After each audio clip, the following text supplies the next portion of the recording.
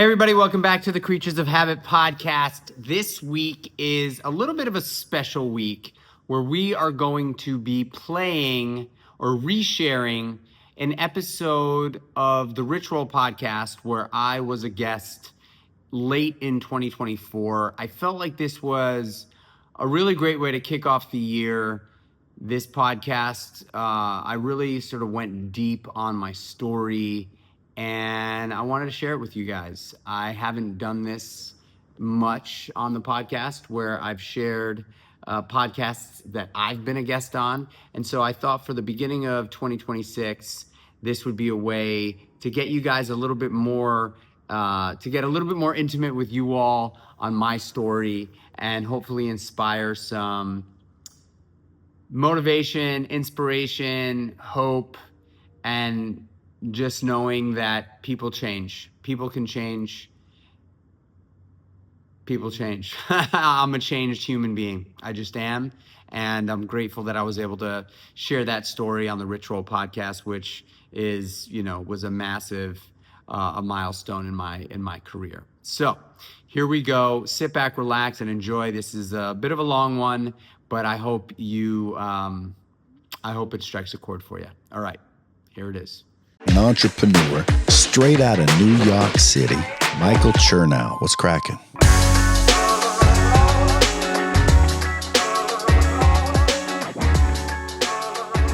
I caught a glimpse of myself in the mirror, and I looked over there and I said, I hate you. Like legit, I hate you. Anyone can change anytime, but it comes with a catch. The only time you get to change is right now.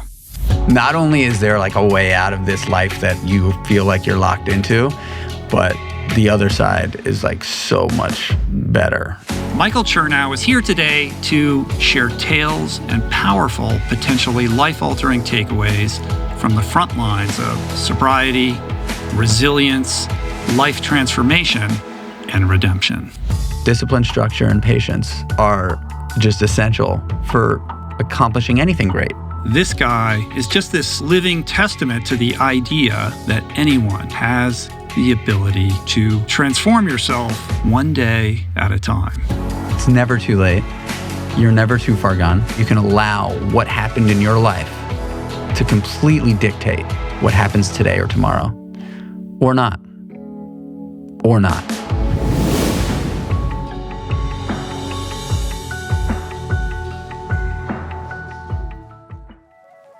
Awesome to finally meet you. I'm so excited to get into your story. I've been looking forward to this for a while, but I have a confession to make up front, and this will give you a lens into just what an alcoholic I am.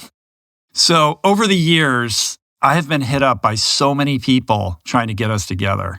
Gary V, Lance, everybody's like, you got to meet Chernow. You got to meet Chernow. And there's something in my brain that just says, well, if these people are telling me I have to meet this guy, or if this guy is like so keen to meet me, like it had the opposite effect, Michael. It like shut me down. Yeah, it like made me think like I need to move in the other direction. Mm-hmm. And that's my character defect. Like, I don't know what that's all about. For some reason, I had like this resistance, but it's contempt prior to investigation, right? Mm-hmm. And when Lance was hitting me up and then he was sharing, what you guys kind of did together, I was like, what is the matter with me? Like, this guy's awesome. Like, it's all on me, dude. So I owe you an apology and also, kind of an amends. Like, I think what you're doing is dope. I think your message is super powerful. I think you're an incredible ambassador of what you're trying to share. And I'm excited to kind of hear all about it with you. Wow, dude. Yeah. Thank you, man. You're one of these guys where I've been a fan for a long time and I've been listening for a long time. And I think the thing that we have in common, well, we have a few things in common actually, but being in the world of recovery and having a platform to be able to say, hey, like, not only is there like a way out of this life that you feel like you're locked into, but the other side is like so much better. And here's an example of what that could be. Mm-hmm. I think that's a powerful thing. So that connection that I just knew that I had with you was something that I really wanted to just be able to come here and connect on that. And then also like, you've made an impact on like so many people's lives, whether you know it or not. And I know for guys like us, it's kind of hard to hear that, but you have. Thank you. I'm trying to get better at just taking stuff like that in, but I appreciate that, man. That means a lot to me. And I know that you probably, as I do, think a lot about how to bring voice to the recovery aspect of our lived experience and how to contextualize it. I know personally that had I known what I know now about what recovery is when I was struggling to get sober or resisting going into the program and raising my hand and asking for help and receiving help, that maybe I would have come in a little bit earlier. And I think that occasionally pushes up against the tradition of anonymity and what you're kind of permitted to share publicly and what you're sort of chastised for sharing publicly. Do you think about that at all? Like, I just think I'm just sharing my personal experience. I would never reveal the identity of anybody or talk about details that would be transgressive in any kind of way. But I feel really strongly about sharing this message of recovery because it revolutionized my life, changed everything about my life. It gave me the life that I have today. And I know that, you feel the same. I think it's a controversial question in regards to where we came from, right? For me, there's no controversy. Every single time I share about my recovery, I get a plethora of DMs from people asking if I can give them a couple of minutes to chat. I remember early on in my career, well, probably not early on, but I'd say after I opened up my second restaurant concept, I had an opportunity to do a pretty sizable Wall Street Journal piece. And they wanted to talk to me about, restaurants in New York and my life story of how I, kind of navigated the streets of New York City into the restaurant guy. And I spoke to my sponsor, which for people that don't know what that means, and in recovery talk, that's basically the mentor, right? I called my mentor, who's a super successful guy, dude who I love and respect. And I said, hey, what are your thoughts on me sharing about my real recovery story, not just the sober community, just being really real about what happened, what it's like for me. And he was like, absolutely not. Absolutely not. You cannot do that. You cannot do that. Not only should you not do that because you're a business person and you don't need other people knowing the ins and outs of your personal life because this is a business focusing. And that really turned me off. And I decided from that moment on that this is a huge part of my life. Without that change in August of 2004 for me, I have zero. Truly, I believe that. I mean, the chances of me being alive now with like all the fentanyl and all the stuff that's in the market today are slim to none based on how I was tracking. I have no problem talking about my journey. And I actually feel like, the literature that we are accustomed to was written, 100 years ago, essentially. And times were very different. And now 100,000 plus people are dying every year in the United States of America from overdoses. And that's probably a small number in comparison to what actually is happening. But hundreds of thousands of people are dying because of alcohol and drug abuse. It's a real epidemic. I feel like if I don't share about the success of coming through that, I'm not doing what I know I have to do, which is be of service. So, yeah, I'm on the same page. I appreciate that. I think that there's just an astonishing number of people out there who are suffering. And despite our sense of understanding that, help is available or there are these meetings and these places that you can go, based on the DMs and the emails that I get, there's still a lot of people who are like, what do I do? And I'll always take the time to respond to those DMs because that's my primary purpose, right? And even though people have heard my story or I talk about, I talk about recovery constantly, the questions will still be the same. Like, here's my thing. Like, what would be your advice? The advice is always the same, right? Like, well, I share my experience. I'm not giving advice. That's the other thing that we learn. I'm not here to judge you or to tell you how to live your life. I'm here to tell you, like, here's what worked for me. And if you're interested in that, like, I can hold your hand and walk you through it. The other thing that I would just add to it is the success rate of people getting sober and staying sober is small, right? However, as a human being, and I don't know if we're born with this predisposition to extreme ways of life, right? I would imagine that there's some level of, I don't know if it's in my genes or it's in my DNA, but I am an extreme human. Everything I do, for the most part. If I don't do it, if I don't like it, I'm not going to do it. If I like it, I'm going to do it. I'm going to go hard, right? To your benefit and to your detriment. Probably. This is a superpower, and it's also your Achilles heel. But what I learned about once I made a decision to change my life and get sober, I then can apply that ability to commit and discipline towards that commitment to every other area in my life. Mm-hmm. And that is a humbling power to understand about yourself. That if you can do that, like I just finished listening to your book and I'm listening to the book and it was so wonderful for me to just know that I'm not alone in this crazy, extreme way of thinking. And I have other, friends that are also sober and not sober that are also, pretty hardcore extremists in things that they want to pursue. But I know for sure that if I want to do something and I say it out loud, I'm going to fucking do it. That was given to me from the ability to get sober and stay sober. Did you go through that experience of being told or chastised for being an extremist and being told time and time again that you need to find more balance? Like yesterday. I just know, yeah, it's like, okay, it was a long journey for me to kind of just own that aspect of who I was instead of feeling bad about it or trying to change my fundamental wiring, and instead just embrace it and try to channel it in positive directions with some self-awareness. I mean, obviously, you don't want to be so out of balance that, or so single-minded that you're losing sight of the other things in your life that are important or perhaps more important than the thing you're focused on in the moment. But once you kind of own it and allow yourself to indulge in it and you direct it with some conscious awareness, it is a superpower. And I'm grateful for it. It is what has given me the confidence and the courage to walk the path that I've walked since I've gotten sober. There's just no doubt. Mm-hmm. And I think also it's what's helped me be a great husband, father, and leader. The ability to do what I say I'm going to do.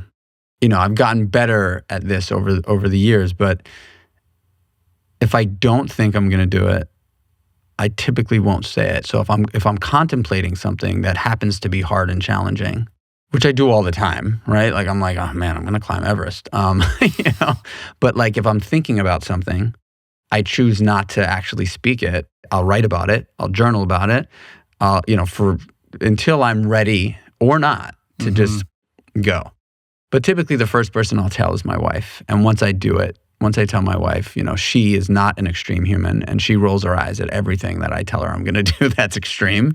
But if I tell her, it's happening, no matter what. Then it happens. Mm-hmm. Yeah, that's incredible. And the results, demonstrate that. You've had some tremendous successes. You're on to a new venture. We're gonna talk about that. But let's add some color here. Like, let's take it back a little bit. I mean, your story is very cinematic. It's part Bourdain, Burnt.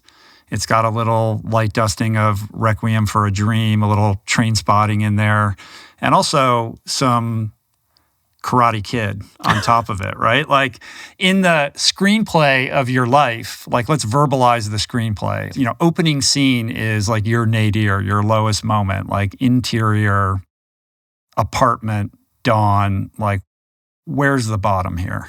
So the bottom here is August 1st, hot New York City summer. I had been up for probably 48 hours. I knew I had work. For whatever reason, throughout the whole time, I've sustained a legitimate job while I was in the depths of my addiction. And did that help to maintain the denial and just empower you to keep going? Tethered me to life. Yeah. That sense of like, I can do it all. I can party all the time. I can show up for work. I can do all this stuff. Yeah, and it was in the restaurant business. So it's you know, encouraged. like, I mean, I was definitely like I used to take it further than, but I also worked in an environment that was like somewhat okay. It was a Monday and I had been up for days. And the two guys that I was with kind of called it quits. And I remember very clearly being in my apartment, not wanting to stop what I had in my pocket and in the booze that I had. And for whatever reason, I caught a glimpse of myself in the mirror, and I stopped and I looked over there and I said, I hate you. Like legit, I hate you. And you should die. Like you should just do it. You've been playing around with the idea for so long. You should do it. You know, and 2 weeks prior, I had overdosed on heroin. And I just couldn't figure out how to stop. I wanted to stop desperately. I did. I really did. I remember walking from that apartment that I overdosed in. I was walking west on 13th Street and I was like, that's it, man. No more. Done. How have you let yourself get to this place? And that night, I was back at it. And so for those 2 weeks, I kind of had made a commitment in the opposite direction and said, all right, dude, well, you're not going to figure out how to end this in a positive way. You might as well push as hard as you can till it's over, you know, like till you're dead, basically, because you almost died, can't figure it out. You're so close. I really wanted to end it that morning, but I didn't. I blacked out and I came to 16 hours later. I'd slept through work for the umpteenth time.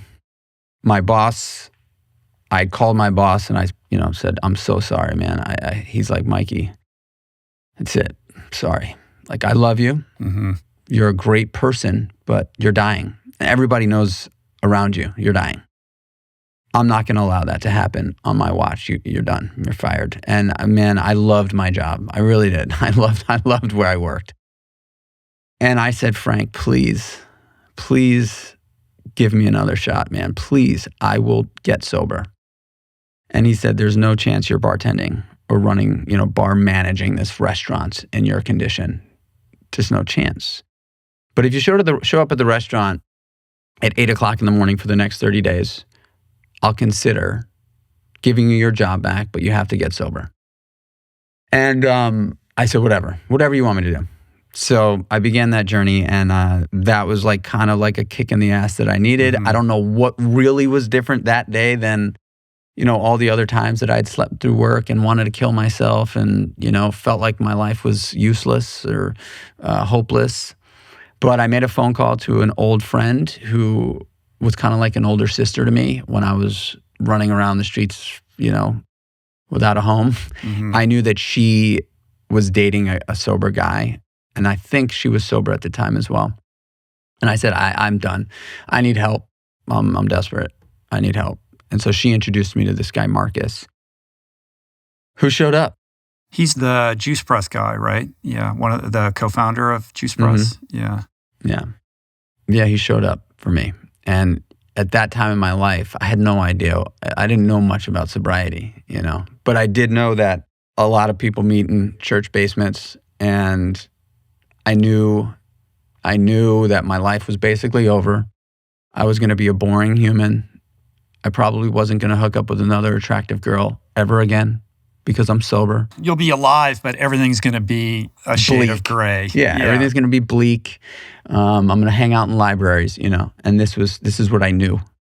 And then I met Marcus, and he was covered in tattoos, just like, total badass, and listened to me for the first time ever. I really felt like when I talked to him, it was the first time anybody had ever listened to me. Was that one of the first times you were open and honest about what you were actually doing and took the mask off? I think that there were probably a lot of times, 36 hours into a run where I'd be sitting with somebody in some weird cracked out environment, telling them about my life and how I was going to change and how I knew I had a problem. But I think kind of sober, that was the first time that I got real. What's interesting, and what I kind of want to explore a little bit more deeply here, is the sheer powerlessness that the addict or the alcoholic faces. You had just talked about how you have this superpower. When you say you're going to do something, you do it. It's happening. It's already happened. When you direct that laser beam in a certain direction, it's like game over before it even starts. And yet, with this problem, with heroin, with drugs, that laser beam was completely ineffective. You said, I'm done. I'm not going to do this anymore. And then within the same day, you were doing it. And I think that is very difficult for people who are not addicts or alcoholics or don't really understand the true nature and power of addiction to wrap around their brains, right? Like, just stop. You're going to kill yourself. You've got to cut this out. And you who are so strong-willed, you have this incredible self-will, this, well-honed discipline, it still eluded your ability to do it yourself. And I even noticed it when you were talking to Lance. Like, Lance is trying really hard to understand this disease of addiction. And there were moments in that conversation where you could hear his bafflement because he doesn't suffer from it. And so that's why there's something really magical and mystical and powerful about one addict talking to another. So when you sit down across from Marcus, who's sober, there's an energy there where you feel understood because this person has lived it himself and gets it. And you don't have to explain the confusing, complex emotions that are part of that experience. Something that I realized a handful of years ago is that addicts and alcoholics are incredibly disciplined to the drugs and the alcohol. Like, as disciplined and as committed as I am to living a well life today. Crafty as well. Insanely resourceful. Yeah. Will do anything, right? Like anything, Like when I listened to your book and you broke that pedal and you were like, I'm done. And then somebody shows up with a fucking pedal for you. You got back on the bike and you finished the thing, right? And similarly in the world of addiction, when you're in it and you're active, you're in it hard and something happens like an overdose and you're like, I'm done. And then someone shows up with another opportunity and you're like, oh, let's go. Yeah.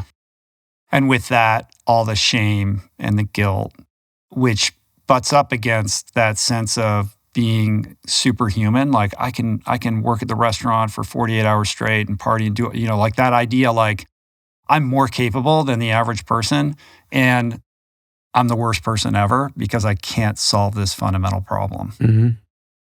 I've been away from it for a while now.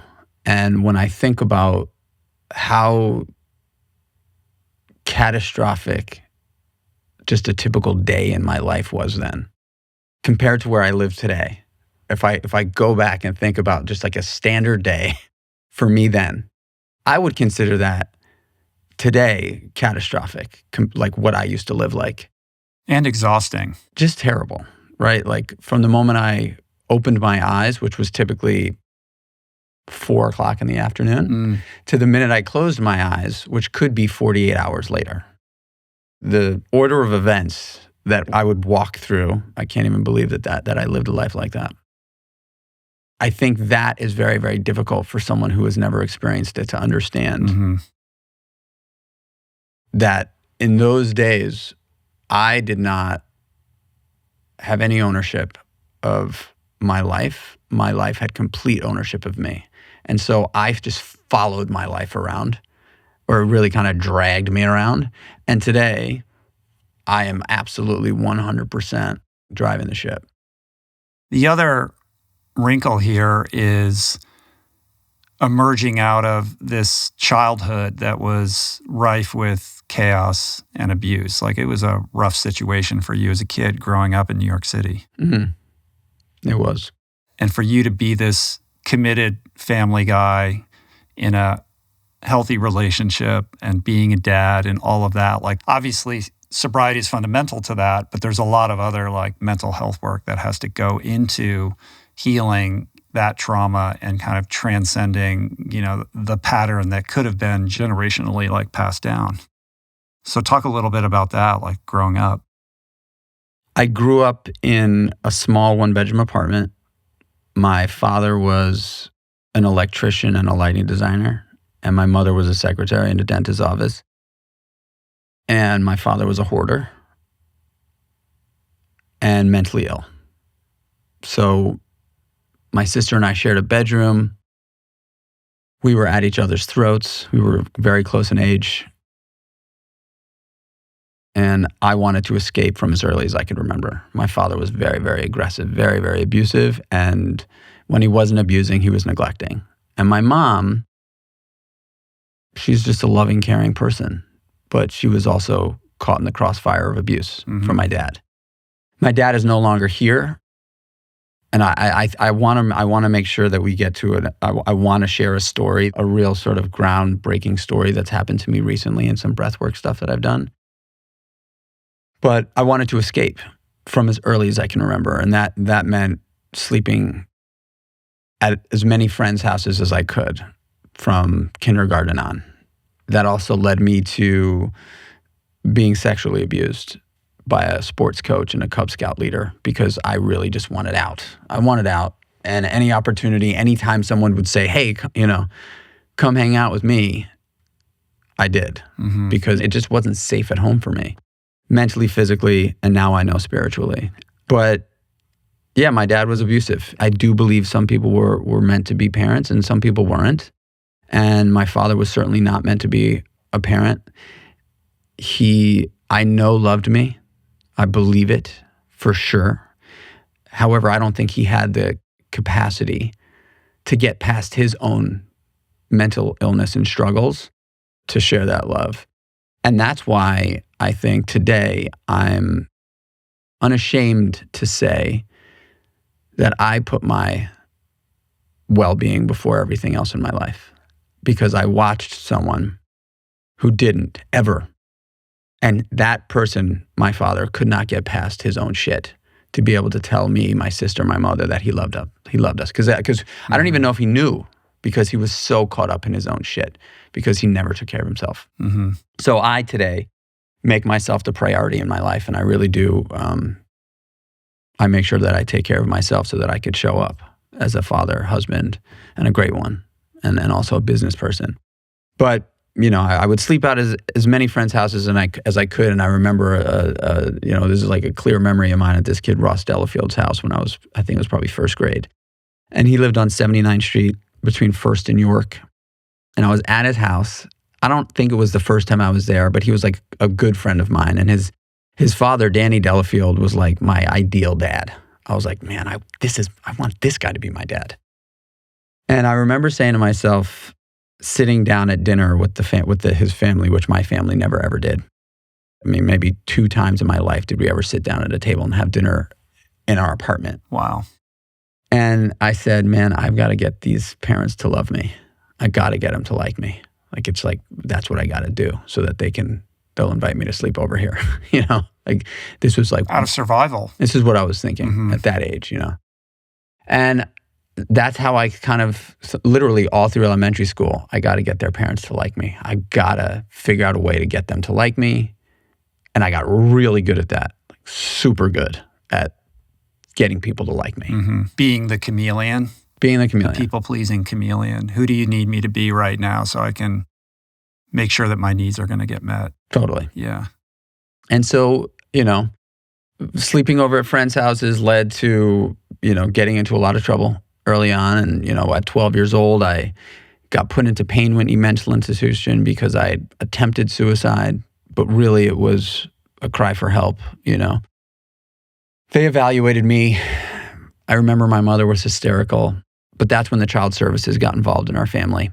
And, it was illegal for two kids of opposite sex to share such close quarters in a bedroom. So I had to say that I slept on the couch in our living room. And anytime my father and I would get into an altercation, it was no longer like just arguing at that age. It was now, like full-blown battles. I got to a point where I was now fighting back. I wasn't just like taking it on the chin, literally. I was fighting back, and cops would show up. And so finally I was, at 13 years old, I had totally succumbed to addiction. At that point, by the end of my freshman year in high school, I was proud too. Like very proud. Like I had found it, I was like, this is me. I'm excited. Like this is it. I'm going to be the drug guy. Was it alcohol first, or what was the introduction? It was actually cigarettes first in 6th grade. Cigarettes, and then marijuana the summer between 6th and 7th grade.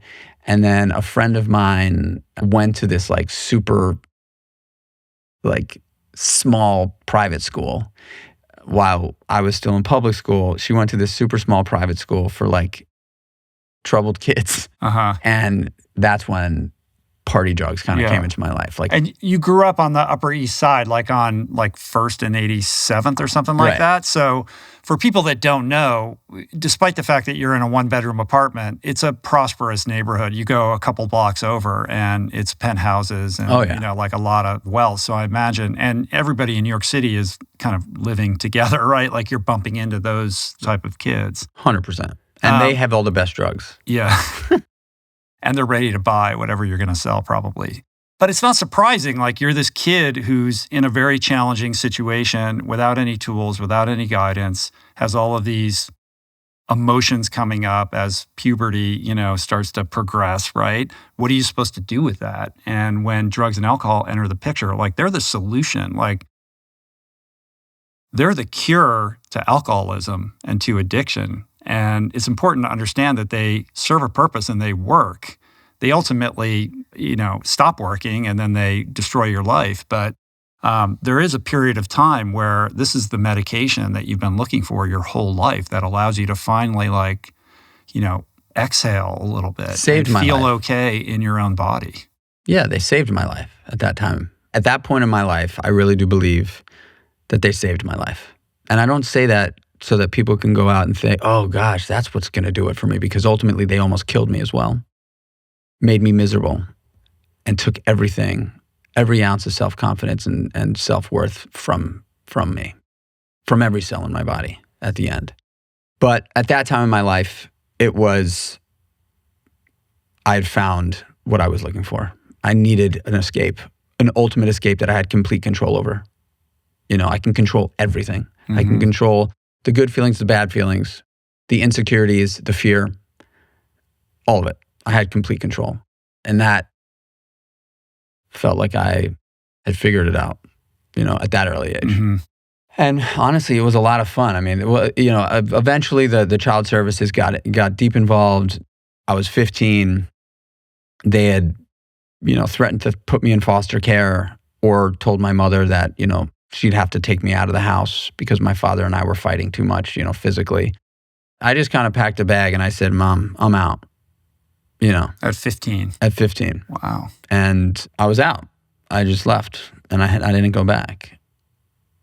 I moved into NYU dorm with this girl that I had met. And in college. Yeah. And this is the other thing, like you're a hustler and you're a super handsome guy and, wild and free on the streets of New York City, you're going to find a way. I always landed on my feet. Yeah. And I landed on my feet in some really amazing places, like lofts, in Soho, Sure. Those first few years when I got out of my parents' house for real and I was working in restaurants and then ultimately in nightclubs, I felt free. I did. And that's not sugarcoating it. That's being the truth. It was so scary for me as a kid. So scary for me. I didn't even realize, even though I've done so much work on myself, the 12 steps and therapies on and off for years and years, I didn't know how scary it was for me as a kid until I had this experience with breathwork that just opened a lot up for me recently. So do you want to footnote that for now? I want to footnote it. I want to footnote it. Yeah. I'm out in the street. I'm working in restaurants and selling a lot of drugs, running the streets, going to nightclubs, traveling up and down the East Coast, going to parties and selling, all sorts of drugs and making money, and stayed in high school somehow. I stayed in high school. You still showed up for school. I still showed up for school. I just assumed school was done with when you moved out. It's funny. I mean, I did go to school, but I didn't go to school. I would show up and then I did barely went to class. And I don't know, again, those moments as a young kid having to look at my friends' parents and make them like me. I did the same thing with all of my teachers. Yeah. All of them. And I made sure that I just established a relationship with all of my teachers in school so that when I didn't show up, I could come back in and be like, I've got a pretty fucked up situation at home. I was just a master manipulator. Master. Even though I'm a good person, I just figured out how to do that in a lot of areas in my life. That also serves you well as a business person, as an entrepreneur. And I would imagine in the work that you've done, and maybe we're getting ahead of ourselves, having to undo that must have felt like a threat to another superpower, which is your people skills and how to kind of gather people together around a particular goal that you're self-interested in, right? Well, it's a thin line. What's authentic and what is a manipulation? Totally.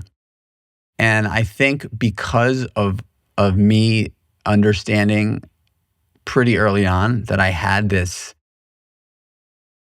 superpower of connecting with people, and even though it was a forced thing as a young person, it was a way for me to escape my home. I do believe that is inherently what I'm here to do, is connect with people. If someone were to ask me, so what is your superpower? I would say it's the ability to connect with people at scale in an authentic way. And I think at that age, I was just learning about that about myself. And then once I kind of figured it out that I could do this, when the drugs and alcohol became part of my life, now I knew I could use it as a weapon, And then once I gave up the drugs and alcohol, I realized that it didn't have to be a weapon anymore. It is who I am. Interrupting this episode to share with you that Kreatures of Habit finally launched our protein bar. It's called the Daily Bar. It's made with 20 grams of plant-based protein, 3 grams of creatine. Yes, you heard that right. It also has 3 grams of creatine. It is incredibly tasty and clean as a whistle. All clean ingredients. Take this opportunity. Hop over to creaturesofhabit.com. That's creaturesofhabit.com with a K, and use code KOHPOD20 at checkout for 20% off your first order. Back to the pod. So where do the restaurants enter the picture? You get your first job as a dishwasher or something like that? How do you enter that world? I get a job as a delivery boy in a vegan restaurant on the Upper East Side called the Candle Cafe, which is still there. I know that place. I know. Benet? Do you know Benet, who was the hostess there for a while? She's not there anymore. Anyway, I've eaten there many times. Bart and his wife. The owners. Yeah. Joy is it still and Bart, there? Joy and Bart. Did it close? Or I think they're still there. Are they still there? They're still there. I was illegally 12 years old when I got a job there. Wow.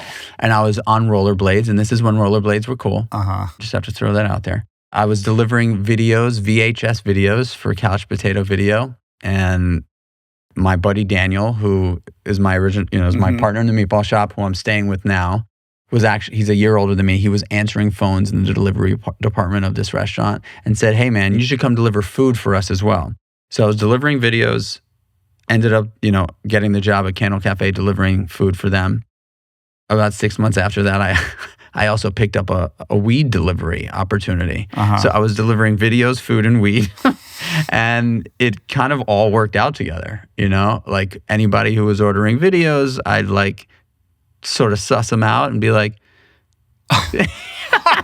Can I interest you in anything else? It's sort of the weed version of Gaydar. Like, is this a potential customer here? Right. Yeah. In the restaurant business, it's called reading your customer. Read the table. Right. So I did that. Ultimately, got a job in the kitchen as a dishwasher, and then a prep cook, and then they put me on the floor, and that began my journey in the world of restaurants. And I stayed working in restaurants my whole life until very recently when I launched Kreatures of Habit.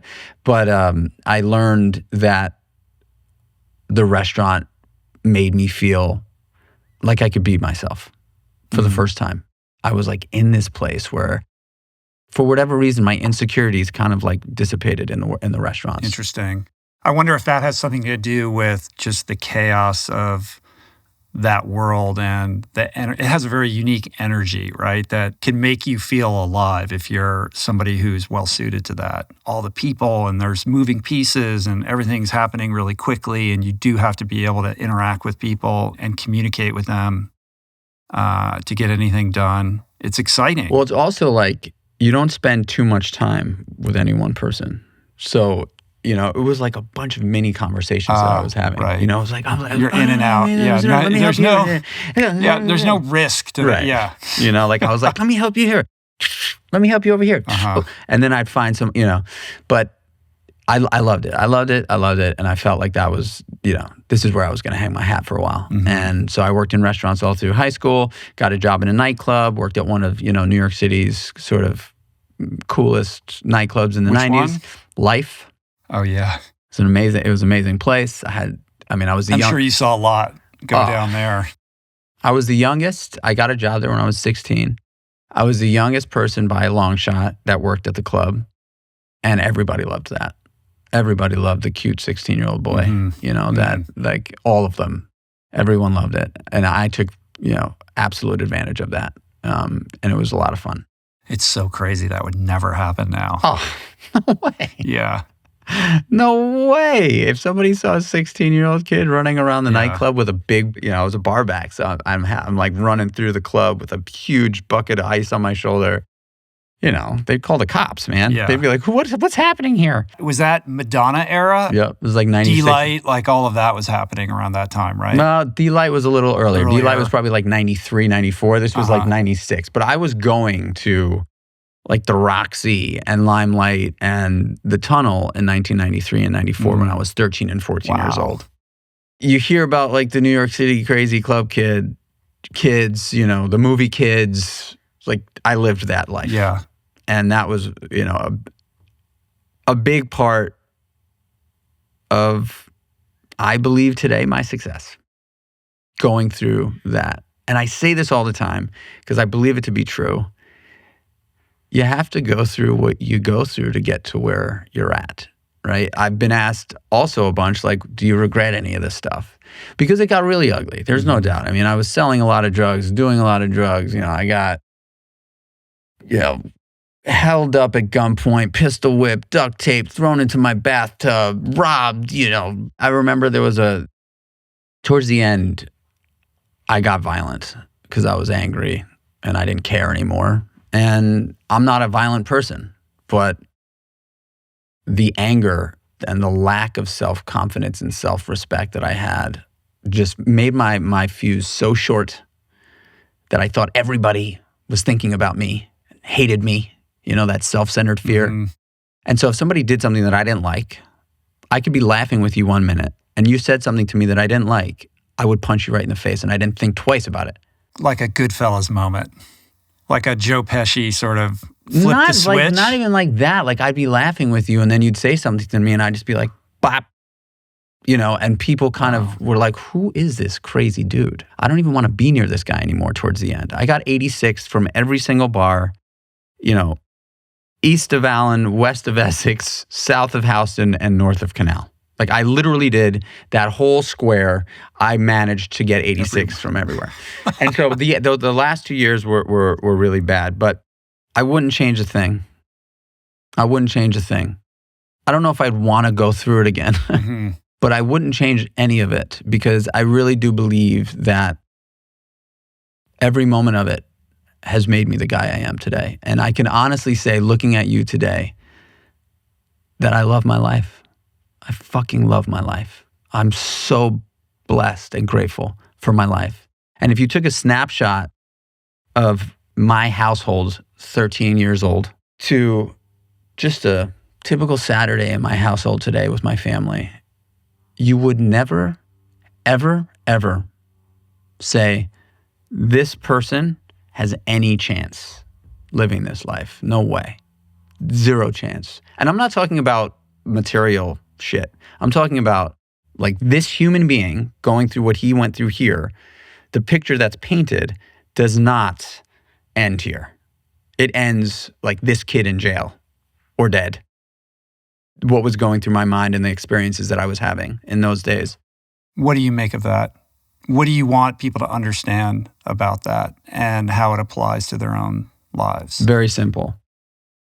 You can allow your past to predict your present or future. You certainly can. All day long, you can be a fucking victim and you can allow what happened in your life to completely dictate what happens today or tomorrow. Or not. Or not. And I've chose to not allow what happened in my past to dictate what I do, think, say, or how I conduct in my life today. I just don't. But also to own your past and to not deny it, to accept it for what it was and to, honor yourself having had to endure it, right? We will not regret the past nor wish to shut the door on it. And your life is a miracle, and that miracle is built upon sobriety and discipline, but also, staying in it until the miracle happens. It's a spiritual program, right? So the letting go, the, release of that self-will or holding on to that sense of who you were at that time and allowing other people in and making yourself available for something new and something beyond your ability to control as somebody who needed to control their life. That's like the fucking gears upon which that change is constructed. Yeah, I also think that, and it's no news, lots and lots of successful people that have done extraordinary things have deep traumas and adversity. Mm-hmm. It's not news. Yeah, it's the engine of resilience if you survive it and you're able to, learn from those experiences. And it's the dilemma of every successful person who's emerged out of their version of your experience to then have kids, and you wouldn't wish, any of those experiences on your children. You're creating this better life for them, but it's a life that lacks, the type of challenges that you had to face to become who you are. I guess the other piece of what the message is and what I believe I'm here to do today, anyone can change at any time. It's never too late. You're never too far gone. You might think you are. You might not believe that with every ounce of life in you that it's too late. It's too far gone. I'm too old. I'm on Skid Row. There's no way. It's just, I gotta throw in the towel. And it's just not true. It's just not true. Something that I did in October with Creatures of Habit. So October is Alcohol and Substance Abuse Awareness Month. And in October, I partnered with GoRuck and a foundation called the Release Recovery. Sure. Mm-hmm. And I worked on this for a long time. I worked on it for about a year and a half, but I had a custom Creatures of Habit GoRuck weight vest made. And when I got sober, running was a huge part of my life. Running became, just a big part of my life. And I used to do this run in the city that I kind of coined the triple bypass. But I lived in Williamsburg, and I would run over the Williamsburg Bridge, down to the Brooklyn Bridge, over the Brooklyn Bridge, back over the Manhattan Bridge, back up to the Williamsburg, and back home. I said, that run was so monumental for me. I remember probably within the first year of sobriety, fitness was a huge part of I don't know if I'd be sitting here today if I wasn't introduced to fitness right away. But I remember like it was yesterday, the Williamsburg Bridge, when you're going down towards Manhattan from Brooklyn, far on the Manhattan side, there's these orange metal like sort of rafters. Yeah. I know And exactly what you're talking about. yeah. And I was running over that bridge, and the sky was just the perfect blue. It was just the perfect blue. And I'm running over that bridge, and I'm looking up, and these like red rafters are sort of contrasting against the perfect blue. And I just said to myself, I can't fucking believe that this is what I'm doing right now. Like, I am so lucky. How did I get here? How was I able to go from where I was to where I am now? And I remember kind of just like putting my arms out and being like, oh my God, thank you. Thank you. I'm alive. Not only am I alive, but I'm living. And so when I was thinking about what to do, I wanted to do something that was going to make an impact, not like donate money to some charity. I wanted to be able to say, okay, man, I'm going to get in there. I'm going to try to help save lives in the world of this thing that I know, so well. So I designed this Go Ruck weight vest, and I said, all right, Go Ruck, we're gonna invite as many people as we can to raise money, and we're gonna do the walk. We're gonna ruck the run that I did, for the first many years in sobriety, 4 or 5 days a week. And so, sure enough, we got the weight vest made. We raised $75,000. 100 people showed up. Flew in from all over the country to do this thing. And we When all was rucked this? October 14th. Last year. Yeah. Yeah, wow. And we all rucked. And it was so like powerful for me to like know that all these people were rucking this run that I did that when I was really in the early days of doing this. And because of these people coming together to do this, there's a good chance that we can like literally save lives, because that money is going towards getting people who are ready and willing to change, that don't have the cash to get into treatment. We're paying the whole way. We're just going to pay for their whole entire... Basically underwriting their treatment, right? I mean, Release does incredible work. Zach Clark, that's the name of the guy who founded that. He's really made a huge impact in the sober universe and the work that he's doing and that way in which he's helping people. Really good friend of mine. Yeah. Yeah, he's cool. And a runner, big runner, right? Yep. Yeah. Do you know Dan Churchill then, too, as well? He's coming in here next week. Oh, yeah. Dan's a good friend. He's in town, and I know that those guys are buddies. Was he part of that ruck? Did he do the ruck with you? He didn't do the ruck. I know that he wanted to do the ruck, but he wasn't able to make the ruck. I think I don't remember, he was traveling somewhere. I love that story, but I want to drill down a little bit more on this notion of empowering people to understand that it's never too late and that you can always change. And I think something to underscore or highlight here is within that reality, we can all change. All we have is today. Everybody's got one day. You can't do anything about tomorrow. You can't do anything about yesterday. Just what are we doing right now? What gets lost is the patience and the time window. When you Google you, or if you Google me, it makes it look like these transformations took place relatively quickly. And it wasn't the case for me. It wasn't the case for you. So I want to go, and this kind of plays into the fitness aspect of your story, like those early days when you met Marcus, you're in the program, you get introduced to fitness and martial arts.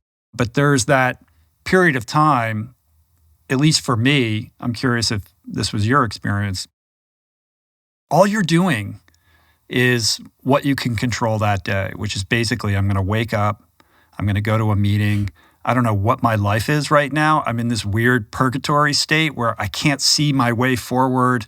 I know I can't go back to what I was doing before, but I barely know what I'm going to be doing today other than I'm going to feed myself. I'm going to try to hit the pillow without taking a drink or a drug. I'm going to talk to people in the program and maybe take care of myself in the gym or something like that. And it's a great time. It's sort of like your version of that is very much a montage in this movie, in this screenplay of like doing kickboxing and going to meetings and stuff. But when you're in it, you don't know if that's ever going to end. Mm-hmm. You might think, well, this is my life now. It's never going to change, right? If you told me when I got sober, if you told me that my life would be what it is today, then I would have zero Like I wouldn't 100% for trust me. you. Yeah, I wouldn't trust I mean, I look around, I'm like, what is happening? What is happening right now, Michael? How is this even real? Right. Totally. Like, if you knew, like, do you understand? And it's not because I planned it. I mean, you're very directed, all of that sort of, I can be a lot of discipline too, but I can promise you that what's happening right here, right now, was not the result of some plan that I hatched for myself. Totally. Yeah. I'll tell the story because I think it's a good story, and I think it'll help sort of, paint a picture of a few things that happened later on.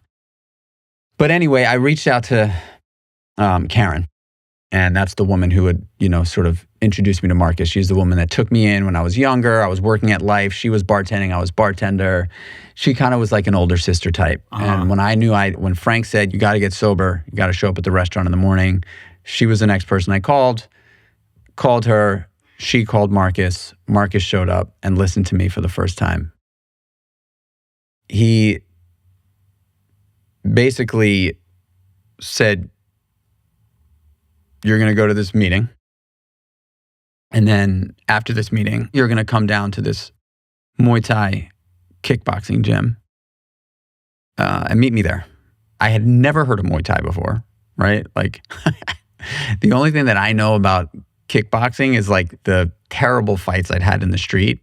Had nothing to do with kickboxing, but I knew that there was some sort of physical component to it. Did you play sports as a kid? I did. So when I was young, I like fell in love with roller hockey and then ultimately ice hockey.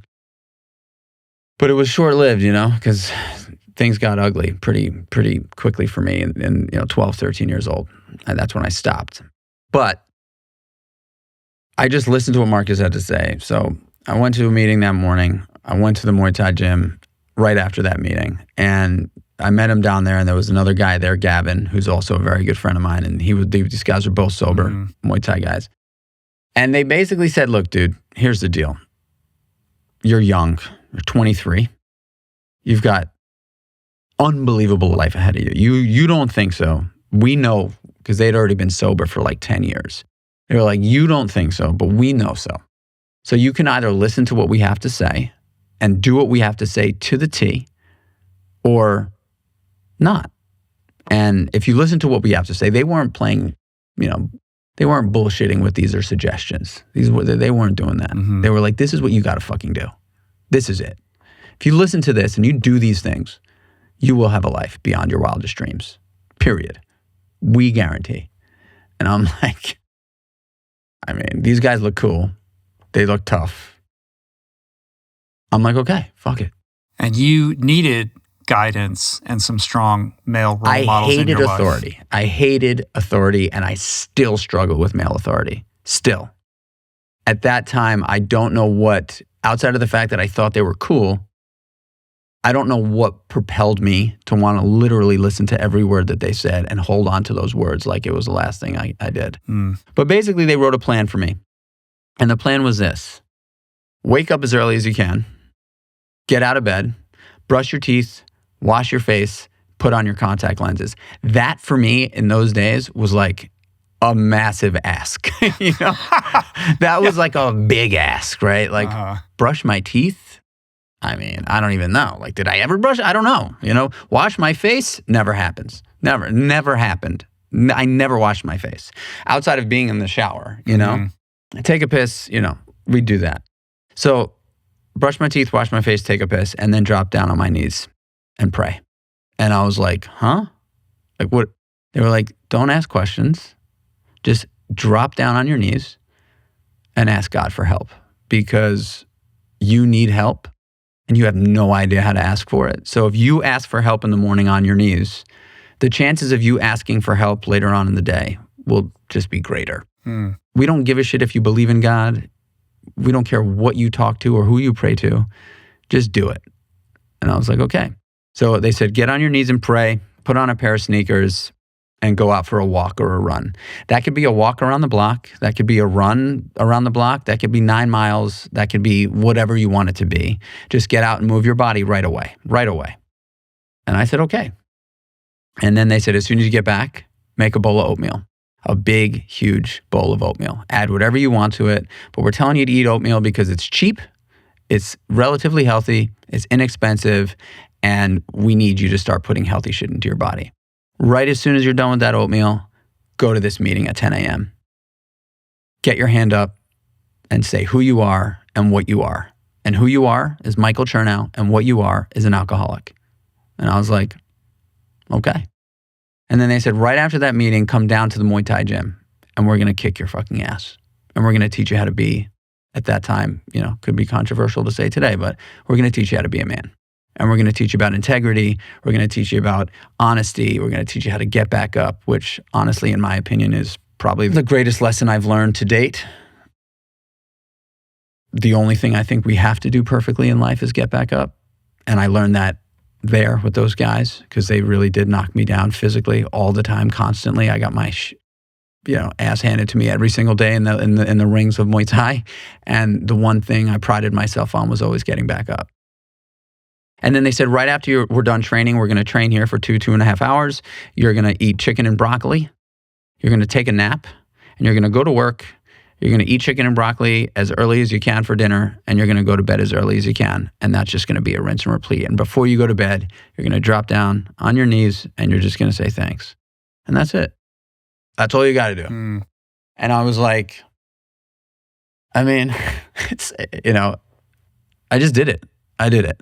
What a gift, though, to have these guys invested in you and giving you direction when you needed it. And to almost be this safety net, like just do these things and you can always come by the gym.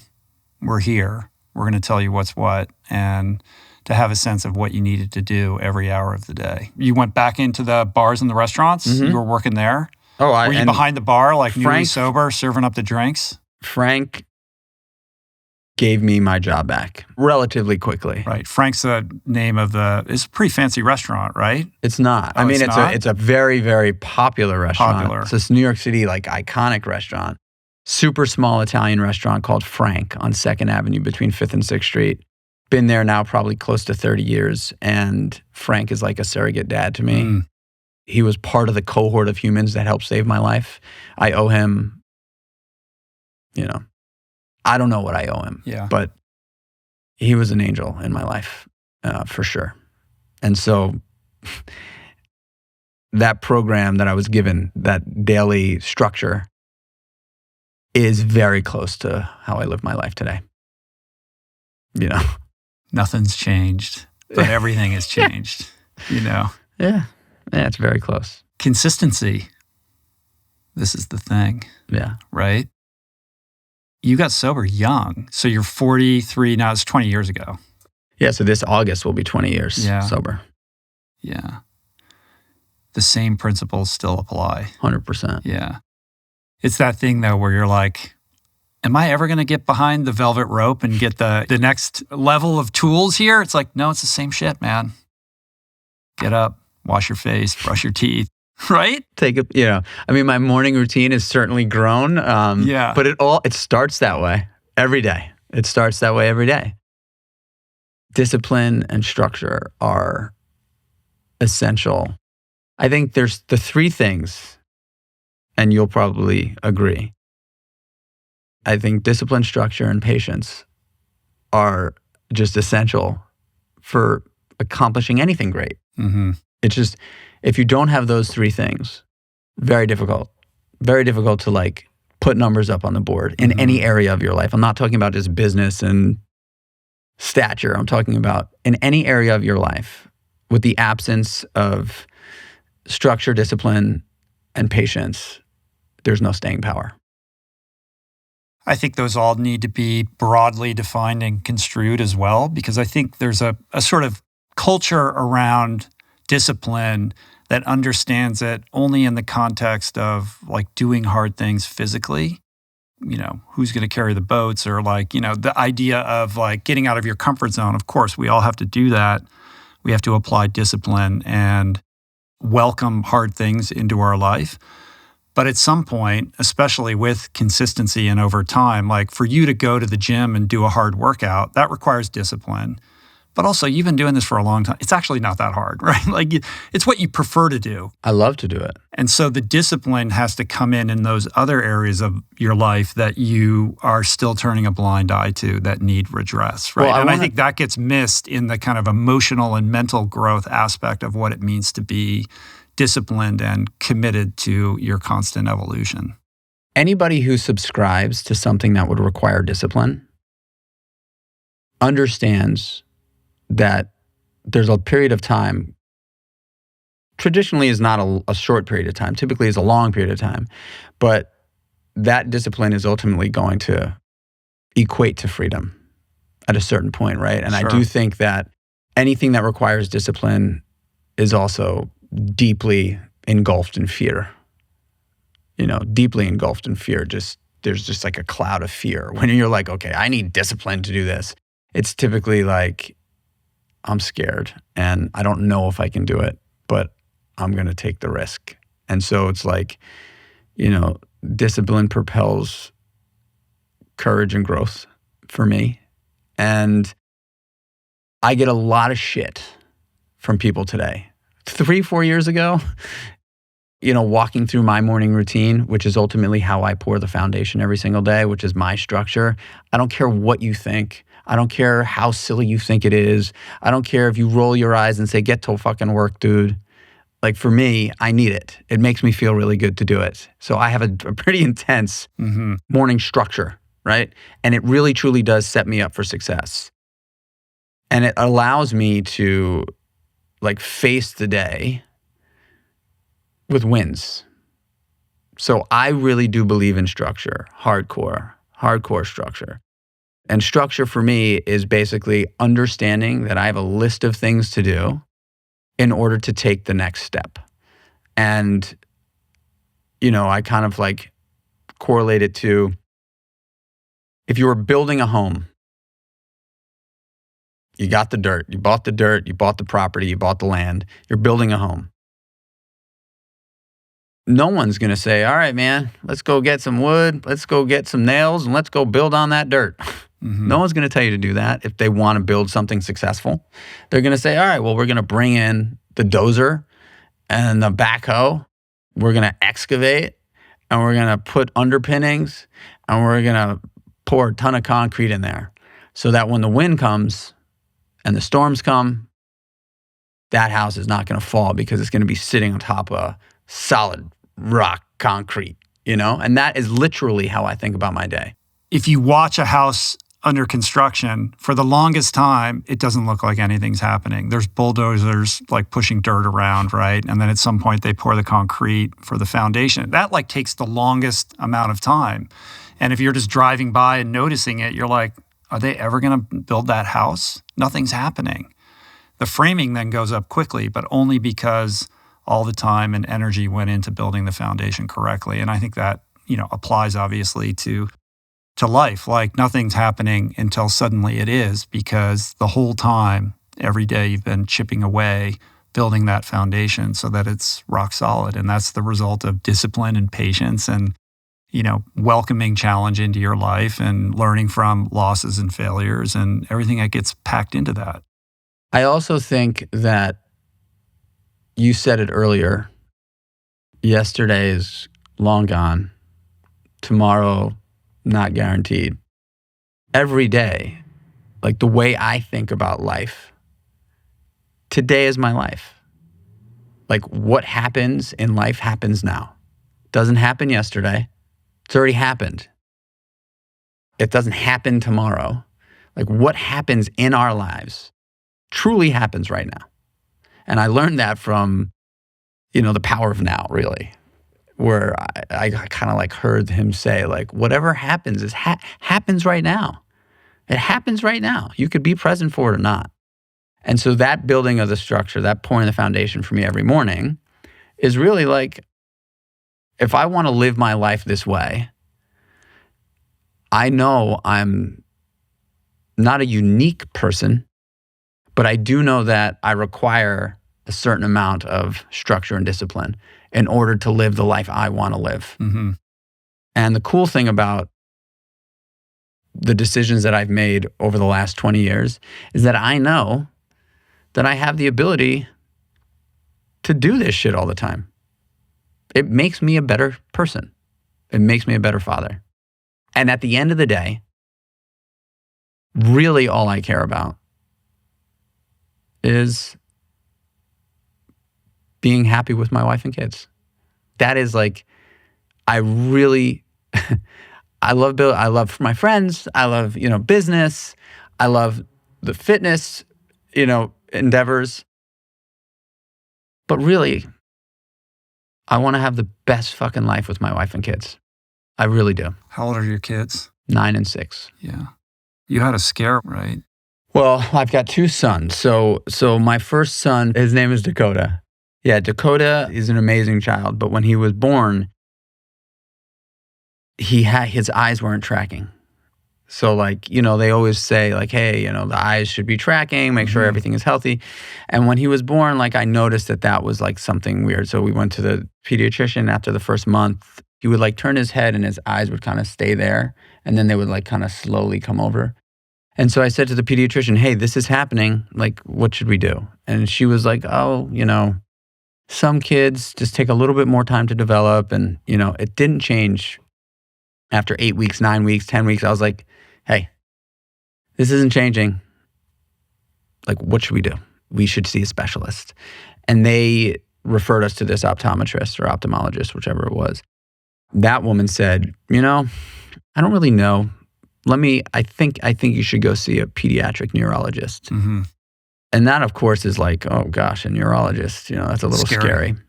So we went to the pediatric neurologist, and he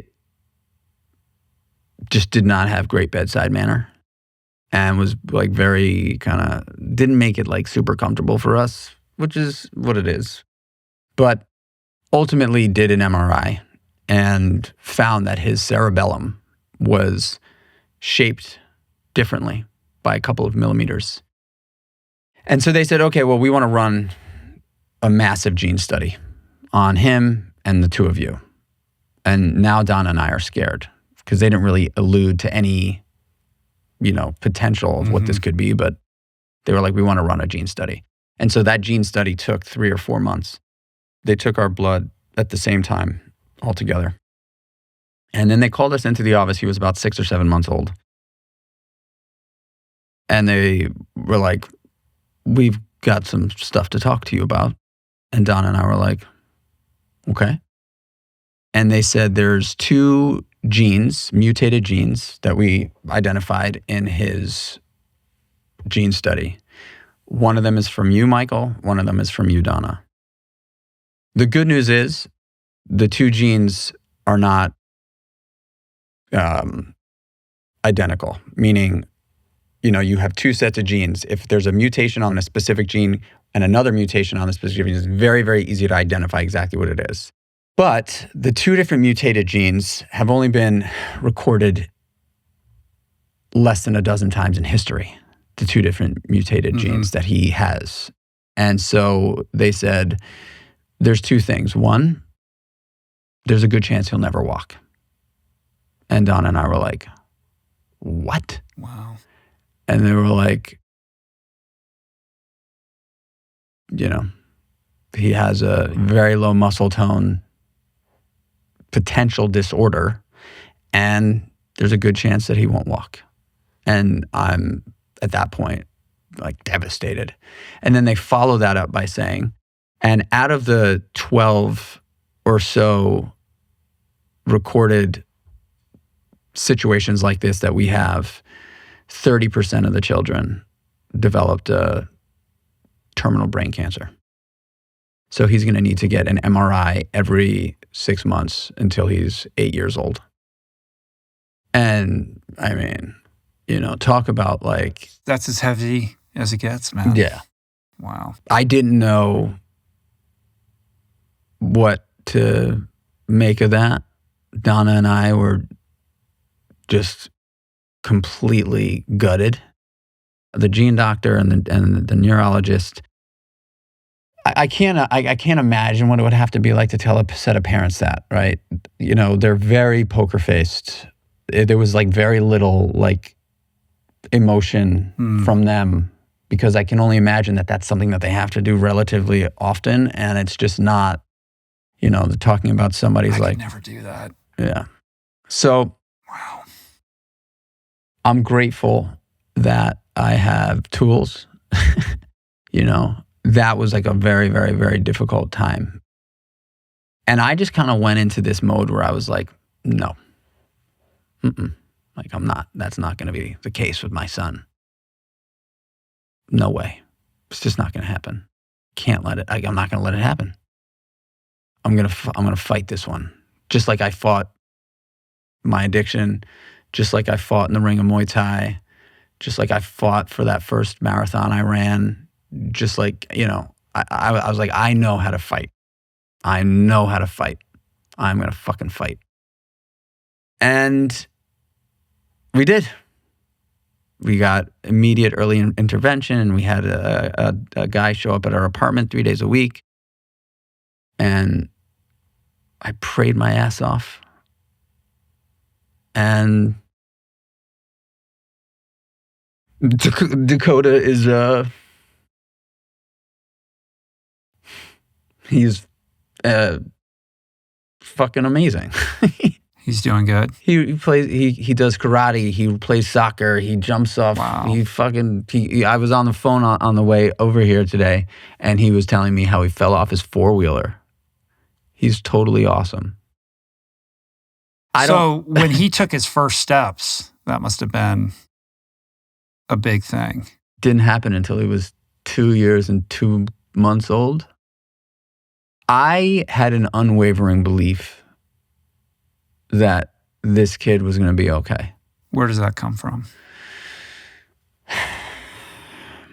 I don't want to sound too woo-woo, but I have to, because I can't tell you what it comes from outside of the fact that I pray every day, and I've developed a relationship with a power greater than myself that I fucking believe takes care of me.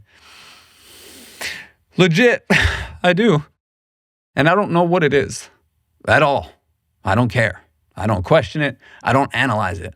But I do know that I have a relationship that when shit goes down and when shit's not going down, I believe I can connect to and get through whatever I've got to get through. I mean, I'm sorry for getting emotional, but it's just like when I think about the kid, I love that human, and watching my son, watching him get like watching him getting his like karate belt promotion last week in there with all the rest of the kids. And he's got a balance issue, He'll probably have it until he gets old enough to realize that that it's happening, and then he's going to want to take action. Mm-hmm. But I can't tell you why I had that unwavering belief that he was going to be okay. And now, it doesn't mean that I wasn't scared and I didn't have fear, but it does mean that I was able to fucking charge through it with courage. And that is what I think this like sobriety thing is. When you got emotional a moment ago, what was coming up for you? I think it is, you asked me what is it? And I think in combination with me thinking about my son and how he's okay, and knowing that I have a relationship with God,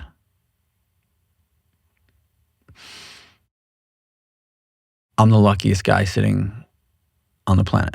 Is that like truly what it felt like for me? Like, I believe that I am one of the luckiest guys. And I know that I've put a lot of work into my life over the last 20 years. But man, I think that there are people who have great lives, people that have overcome things to live really beautiful lives, people who are innately grateful, like have the self-awareness to recognize that, and other people who have a very determined, dedicated practice of cultivating gratitude so that they can be in contact with that, which allows you to feel grounded and understand what's really important. My sense is that you're somebody who, I don't know if you're innately grateful, but you certainly cultivate gratitude, like making sure that you're connecting with gratitude and in touch with how good your life is a very conscious practice on your part. I mean, the first part of my day, every single day, the first thing I do, call it corny, is upon waking, I flip back my eye mask, I open up my eyes. If I'm in my bedroom, which is, where I like to be, I look up at the ceiling fan. I smile from ear to ear, like shit-eating grin, and I go right into gratitude immediately. First thing, immediate, first 30 seconds of my day, all the shit that I'm grateful for. And I do that because, well, I really do it because I met somebody who told me that that's something that they do, and it's been very helpful. I appreciate the honesty. Look, making a gratitude list, these are program things also. We're taught this early and often. This first way to wake up with this sort of smile and gratitude that thing. Very specific practice. Yeah. Yeah, this woman, Dana Cowan, who was the chief editor at Food & Wine magazine for 25 years. Mm-hmm. She told me that that's what she does. And that was probably in 2018, 19. And I was like, really? She smiles big old smile first thing in the morning? I'm like, let me try that. And I started doing that. And I do it every single day. And it's uncomfortable. But I also was told from early on that, as an alcoholic, I wake up with untreated alcoholism and anxiety every day. So what can I do first thing in the morning to say F you, anxiety. Let me tell you how I want to live my life. And that's what I do.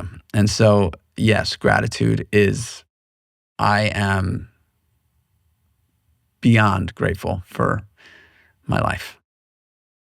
How do you deal with the conflict or the tension between self-will and surrender and letting go? Because you're somebody who's like, we're going to fight this. This is what we're going to do. This is not happening. I'm going to make sure, that control instinct of, being at the helm, being, in charge of the command center versus the letting go and the surrender and the allowing and the acceptance and all the kind of fucking, recovery parlance that's part of, what it means to be this spiritual being in connection with something that, we can't fully understand, that is in control in ways that we are not. I think it's a great question. And I think the hard part is understanding when to turn one on and off. And for me, and I've had to learn the hard way, of course, many times, specifically with my wife, because I am a fixer. I like to want to fix things, I've had to learn, hey, with Donna, she does not want you to come fix her shit. Don't, try to fix everything. Just tell her you love her. Tell her you love her. And that's been an amazing practice for me. I think when it came to Coda, I felt that I just needed to take immediate action. And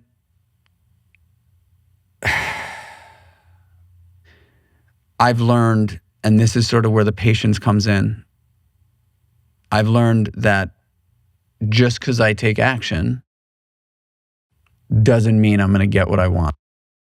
And typically anything that's noteworthy takes time. And so with that, I had to push it into sixth gear because I was immediately in fear. And I'm like, what do I know about fear today?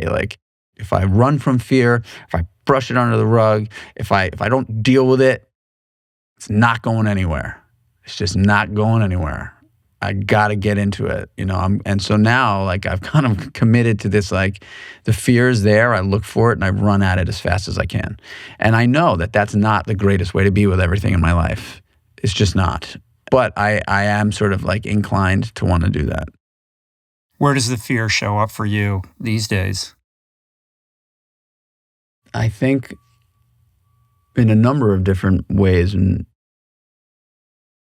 business, I get fear around business. You know, I'm a startup entrepreneur. I've built 3 companies over the last 15 years. And so, you know, 3 different companies in 15 years, it's 5-year clips, right, basically. And so in the startup, you know, it takes a kind of person to be able to navigate and power through how stressful it is to build a business and raise money and you know, weather the storms and, you know. Yeah.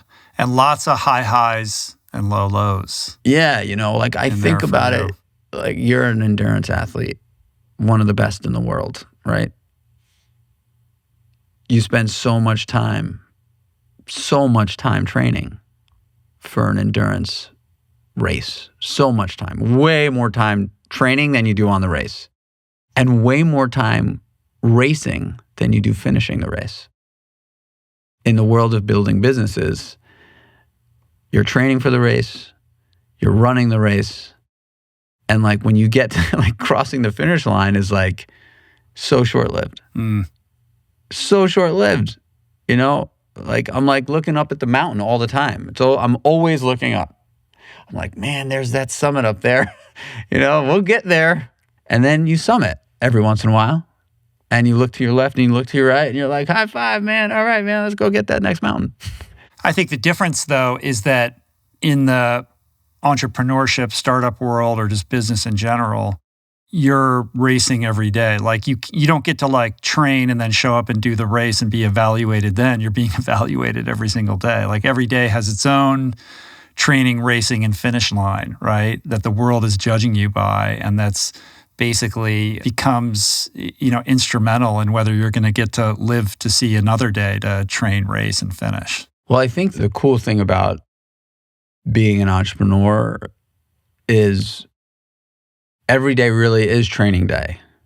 It's training day because there's so many things that come up that are a first, like all the time. You're like, oh my God, like how do I, that hasn't happened before. What do I do now? And you're literally training for, you know, I mean, I hear what you're saying about running the race every single day. And yes, like you're on the track and you're hitting it hard, but there's so many things. Like when you're on race day, you've kind of prepared for the course. You kind of know what you're up against. You know where the hills are.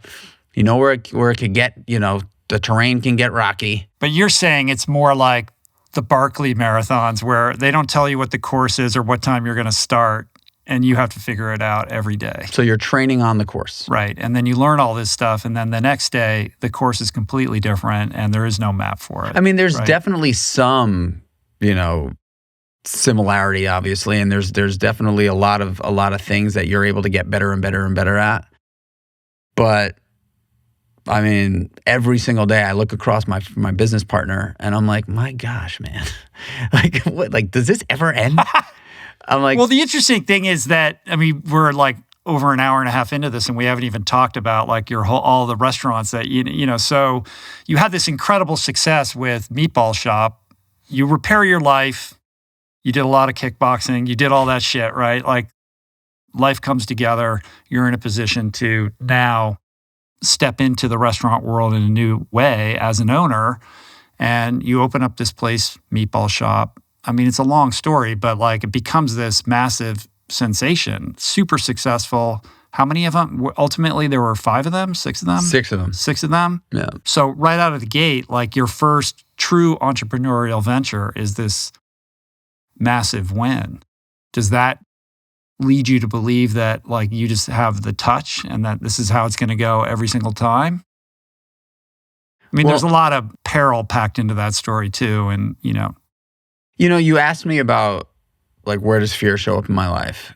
And I had to stop and think about it for a minute because there's fear like all throughout.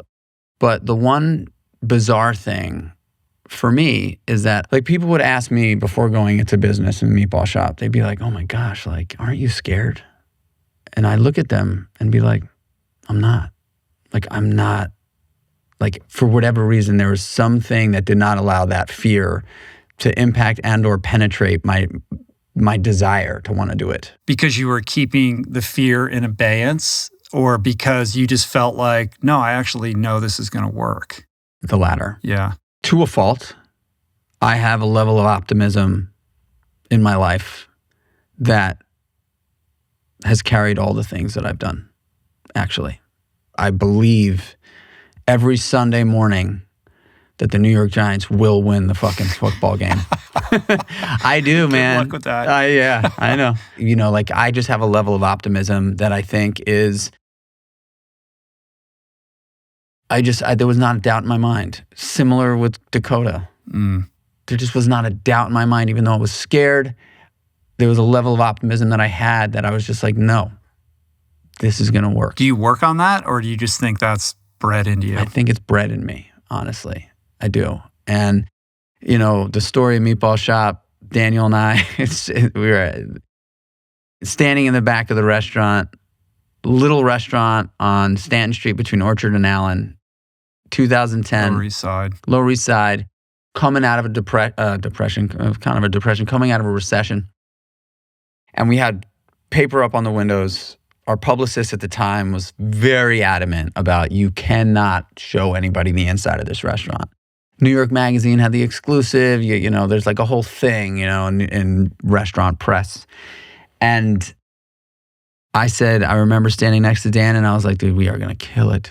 This is going to be awesome. Like I was so ready. Both of us had spent our lives working in restaurants. So I was ready for the war. I just was like fired up for it. Daniel was like, no shot. No one's out there. This is going to end terribly. And that's, the two of us are that way. Sure enough, pulled the paper off the windows, looked outside, over 200 people online to eat, pulled them all in front of the restaurant. I was like, guys, this is insane. You got to come out in front of the restaurant. Took a picture. Daily News, wrote a piece on using the picture. And, just absolute mayhem in the best way. From there on. Yeah. Yeah. It's wild. I mean, we were cooking meatballs, just no clue that this was going to happen. No dream, but just who would have thought that little restaurant. But within 6 months, we were on Good Morning America. Within 8 months, we were on the Today Show. Within the first year, we were on Jay Leno, Chelsea Handler, Jimmy Fallon. Craziness. People were like, who are these guys? Right. You become this media figure, and you being kind of the face of the whole thing ends up causing some issues with Daniel in your partnership, right? Yeah. I felt very comfortable on camera. I enjoyed it. I felt like I just felt very comfortable there. And the media also enjoyed me, And I think that became a problem for Dan and I because, I could see why that would be a problem. He didn't love it as much as I did. And he wasn't as comfortable as I was, although he's good. But the public impression that this was all you and it wasn't an even-handed partnership between the two of you, even if he's not comfortable and doesn't want to do all the press that you seem to enjoy, probably grated on him. I actually don't know if it was perceived that way. I really don't. I don't know if it was perceived that it was all me. And I think that it was the Meatball guys. But I think when they would call for the media, it would start with me. And I think it became tension there around that. And in a partnership, whoever's listening, the millions of people that are listening, I'm sure there's lots of people that are in partnerships here, whether it's a marriage or a business partnership, whatever. Once one person feels like the other person is not doing enough and that trust breaks right there, I'm bringing more to the table. It's the beginning of the end. And that's kind of what happened. And we built this amazing thing in New York and we opened up a bunch of restaurants and it was just, people were, and it's still open, still there 14 years later and still considered one of the greatest restaurants in New York. People are like, you say Meatball Shop and people are like, I love that restaurant. It used to be, that's my favorite restaurant in New York. Anywhere I'd go, if I say Meatball Shop, people's heads turn. And then it sort of like evolved from, oh, that's my favorite restaurant in New York, to every time my family comes in, I take them to the Meatball Shop. Anytime my friends come into New York, that's where we take them. And that for me actually meant far more than that's my favorite restaurant, because your favorite restaurant changes over time. Yeah, things go in and out of vogue pretty quickly, right? It's sort of the difference between a book that hits the New York Times bestseller list and then is kind of gone a little bit shortly thereafter, and the perennial bestseller. Like, do you want to be a New York institution, or do you want the flash and the glam of like being the super hip place that is unsustainable for almost every nightclub or restaurant or bar? Yeah, well, so we became and are, like, Meatball Shop is a New York institution, However, it was tough. It was tough to sustain the partnership. And we had a huge opportunity, financial opportunity. And I couldn't convince my partner, Dan, that it was the right opportunity. He thought it was worth more money than... Basically, a private equity firm came in, wanted to buy it at a massive valuation. Massive. Unheard of. 20-something X valuation of EBITDA, of earnings. And I was like, dude, and we were already fighting at that point, but I was like, dude, this is it. You put in 20 grand, I put in 20 grand. Each of us put in 40, we raised 350. We paid those investors back a bunch over already. And then we have this financial partner who's given us money to scale the thing. I was like, dude, you and I are going to put millions of dollars in our bank account. We're 30, I'm 31, you're 33, 32, 33. Like, this is it. Let's go. Now. Couldn't convince him. Worth more money. I'm like, oh my gosh, like, this can't be, And we were already at each other's throat. We were thinking about where to take the business out of market. I knew that the media was what really helped propel this business and put us on the map. So I was like, man, like, we got to go to LA. Like, if we go to LA and we open up in LA, we're just going to get smashed up onto the billboards again, because the media is going to love it. We'll do all the LA local stuff. We'll have all the celebs come into the restaurant. Like, it'll be like this. It'll be the resurgence of the New York City thing in 2010, just in 2015. And, he wanted to open up in, which operationally makes more sense, Connecticut, New Jersey, Long Island, We had a meeting with Ron Shake, who's the founder of Aubon Pen and now Panera Bread. And he met with us at one of our restaurants, and we were talking to him. And there's two things that he said in that meeting that I'll never forget. One was, once we opened up the restaurant, there were so many knockoffs of the Meatball Shop globally. I mean, there was like tons and tons of people opening up meatball restaurants. In the way kind of everybody did that to Dave Chang too, with Momofuku. Exactly. And, all the ramen shops and all that kind of stuff. So I remember saying it to Ron, like, what do we do with all the competition? Like, all the people that are knocking us off. And he looked at me, like, a deep eye contact, and he said, are you fucking kidding me? And I was like, I'm asking you. He said, the second you spend thinking about what other people are doing is the second you're not spending thinking about what you're doing. Who gives a shit what they do? All you should care about is what's going on in front of you. And I was like, great piece of advice. That helped. And then he said, and this is why I think kind of stuck in Daniel's mind, he basically took out the back of our menu. He had a marker. We had these markers where you check things off on the restaurant. And he went, boom, and slammed the marker down on the thing. And he was like, if this pen were to bleed right now, you need to grow concentrically, like the ink would come out of this pen. So you don't grow here, you don't grow there, you grow here, here, here, here, here, here, here. So you can scale it responsibly, operationally. And I think that's kind of stuck in Daniel's mind. And for me, I was like, yeah, fuck that idea. Like, I wanted to go where the media was. And so we couldn't agree on that. We couldn't agree on the PE deal. And I ended up selling a bunch of my equity in 2014 to the partners. And I thought that I had what it took to do it again. So that's when I went out and put a lot of my own money and then raised a little bit of money to open up my second restaurant concept. Seamore's Sustainable Seafood. And I did it on Broome and Mulberry Street, and then I replayed the tape. and did the exact same thing. 6 of them total, and then ultimately exited, right? Yeah. That's how it worked. I mean, 2 successes like that in a row is crazy when you think about how volatile the restaurant world is. I mean, everybody will tell you, don't go into the restaurant business. It's a terrible investment. Almost every restaurant fails. Setting aside, kind of pandemic issues that afflicted the industry at large, how do you account for your success in the light of, the statistics that would say like almost all of these things fail? Like, what did you do differently, or what was the secret that allowed you to transcend those odds? Culture. That's it. Culture. I believe that I'm like a real culture cowboy in the world of restaurants. I put culture first. What does that mean? That means that I don't care. I'm going to get assassinated for this, but I could give a shit about a P&L. Like, I don't care what a profit and loss statement looks like.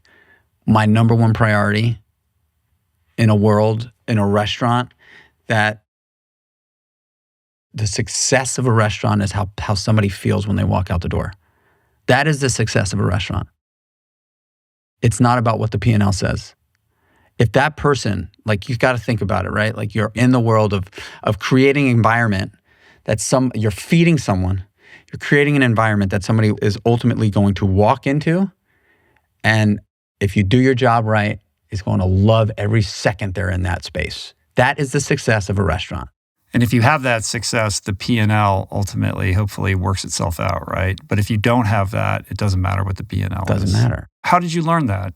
Is that just all the years working in these places? I think really what it boiled down to for me was I understood a few things about people working in restaurants.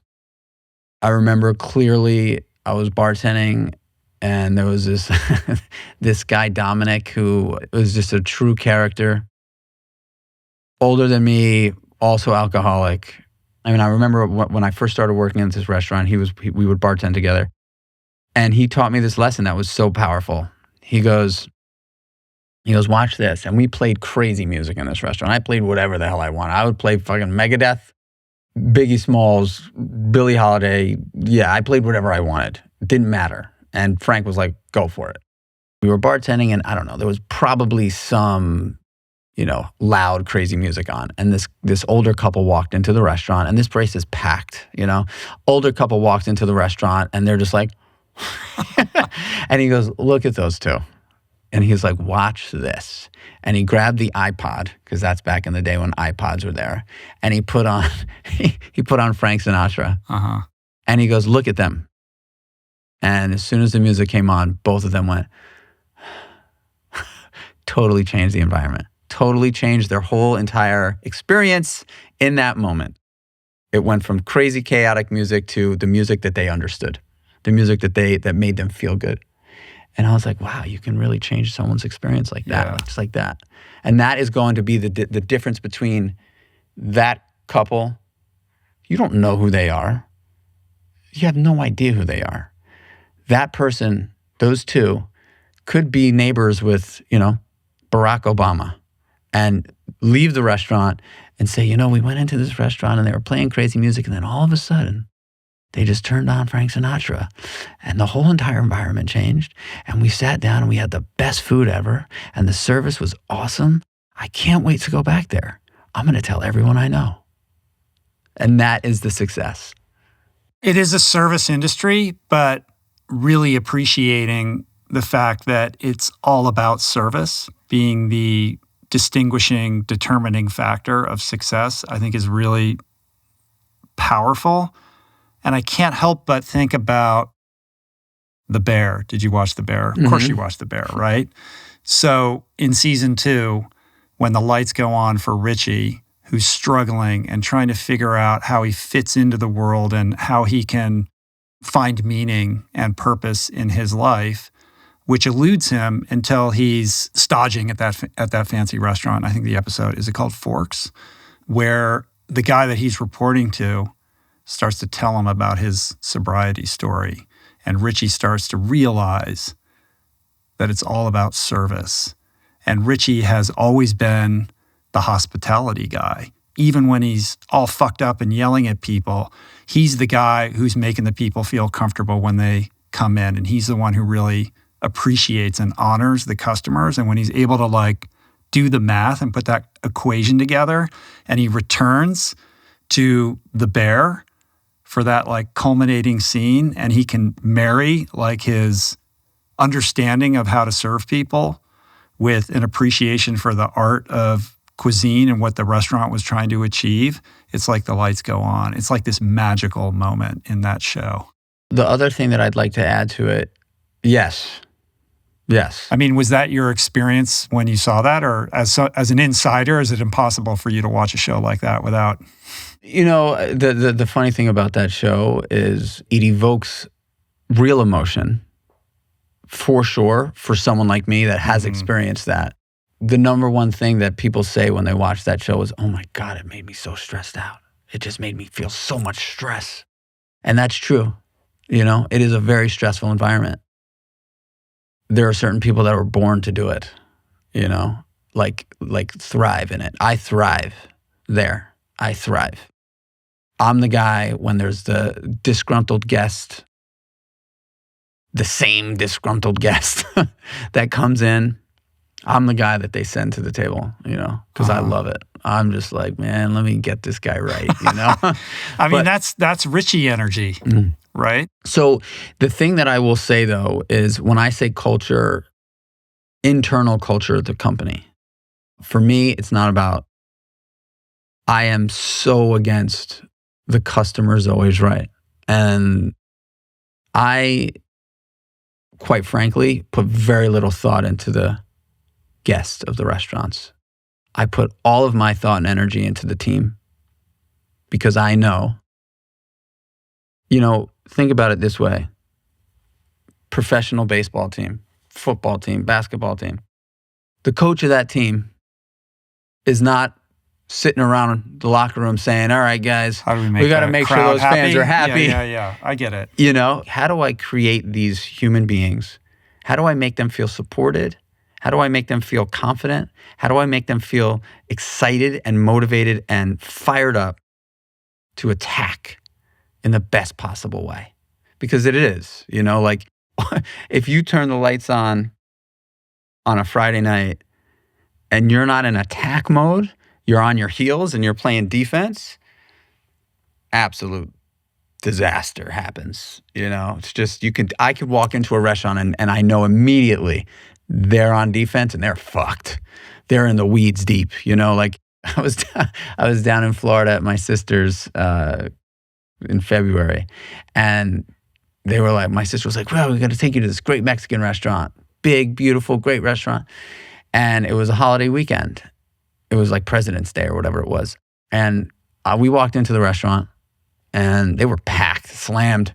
And I looked at my sister and I was like, this isn't going to be a great experience. And she was like, why? I was like, because they staffed for a Monday night, but it happens to be a holiday. And I just knew it from the second I walked in. It was just like, you see people, when anybody's walking like a walk run, that looks like they're important. Or something's way off, right? So, you know, the culture, and I'm reading this amazing book from this guy, Marcus Collins, right now called For the Culture. And he's so good. It pertains a little bit more to the business that I'm in now because it's a little bit more of a marketing book. But culture is everything. People want to be part of culture. People travel. When people travel, you know, you go to Italy, whether you think so or not, like you're like, oh, I want the food. Oh, I want to go experience the people. I want to go experience, you know, I want to see, you know, I want to hear the music. I want to see the art and I want to like see the architecture. And like the culture is what defines a group of people. And so if your culture is rich and awesome, when people walk into your restaurant, they're going to feel that. They're going to feel it and they're going to want to be a part of it. And they're going to tell their friends. They're going to tell their friends. And there is no better form of marketing. Period. Than word of mouth. Period. How do you translate that into what is a very different business that you're running today that isn't about creating a public space for people to come in as much as it is a product that, you know, you're shipping? You know, it's a D2C sort of thing for the most part, right? It is 100% D2C. So walk me through Creatures of Habit and how this came about and what you're trying to achieve here. Well, I got to rewind back to that plan that was given to me almost 20 years ago. And Marcus and Gavin sort of agreed on this plan to deliver to me and said, hey, you're going to wake up, you're going to take a piss, brush your teeth, wash your face, hit your knees, put on your running shoes, go for a walk, and you're going to have a bowl of oatmeal. And I sold equity at Seamore's in 2019. The pandemic hit in 2020. My career as I knew it was kind of over in terms of brick and mortar business, restaurant. Were you still living in the city at that time? I was still living in the city. And I said, oh my gosh, like I felt obviously, I was grateful that I had sold equity before the pandemic, also a little guilty. But I was like, what the hell am I going to do? I am a restaurant guy. I know restaurant well. I know in real life, before the pandemic, IRL wasn't even a thing, right? Like now I'm like, oh, in real life, like I know this hand-to-hand combat, man, me and you, I can sit here and talk to you forever, right? That's how I am in the restaurants. I like touch every single table. That's my sweet spot. And I was like, what the hell am I going to do? Donna and I had decided, my wife, we had decided that we were going to pack up a bag. We had bought a house about 2 hours, a little over 2 hours out of the city in 2012. And we said, hey, this is pretty bad down here. The kids aren't in school. Let's go upstate and we'll see what happens. So we moved into our house upstate. So grateful that was the decision that we made. And that bag just got bigger and bigger. And then finally, a year in, we were like, okay, sell the place in Brooklyn. We're upstate. But those first 3 months were really stressful for me because I was like, man, I'm going to have to figure out my new path forward. I hired an executive coach who is a wonderful human being. She basically helped me to see that a restaurant was a medium for me. And I'm a creative entrepreneur, a creative human being. I can build culture and business and environments, product, service, whatever. Like it doesn't matter the medium. I can do what I do. Was that a breakthrough to realize that it wasn't about restaurants, it was about being this creative person who was always iterating on that creativity or sharing these ideas that you were coming up with? 100%. You didn't have the awareness of that prior to her. Yeah, no. That's interesting. Yeah, I did not. Yeah. She was slowly just sort of giving me the confidence that I was looking for. And my creative process for the last many years has been silent running. So I like to go out and take a pen and pad, a little piece of small pad and a pencil, and I'll go out intentionally on 5 to 7 mile long runs with the intention of, let's figure this shit out, man. Let's figure it out. And, I don't have my phone with me. I'm not listening to music or podcasts. I'm just like, I'm literally trying to dig. And originally, I was going to open up a restaurant called Creatures of Habit. That was sort of like my next plan. So Creatures of Habit was already in the mix. But when the pandemic hit and there was no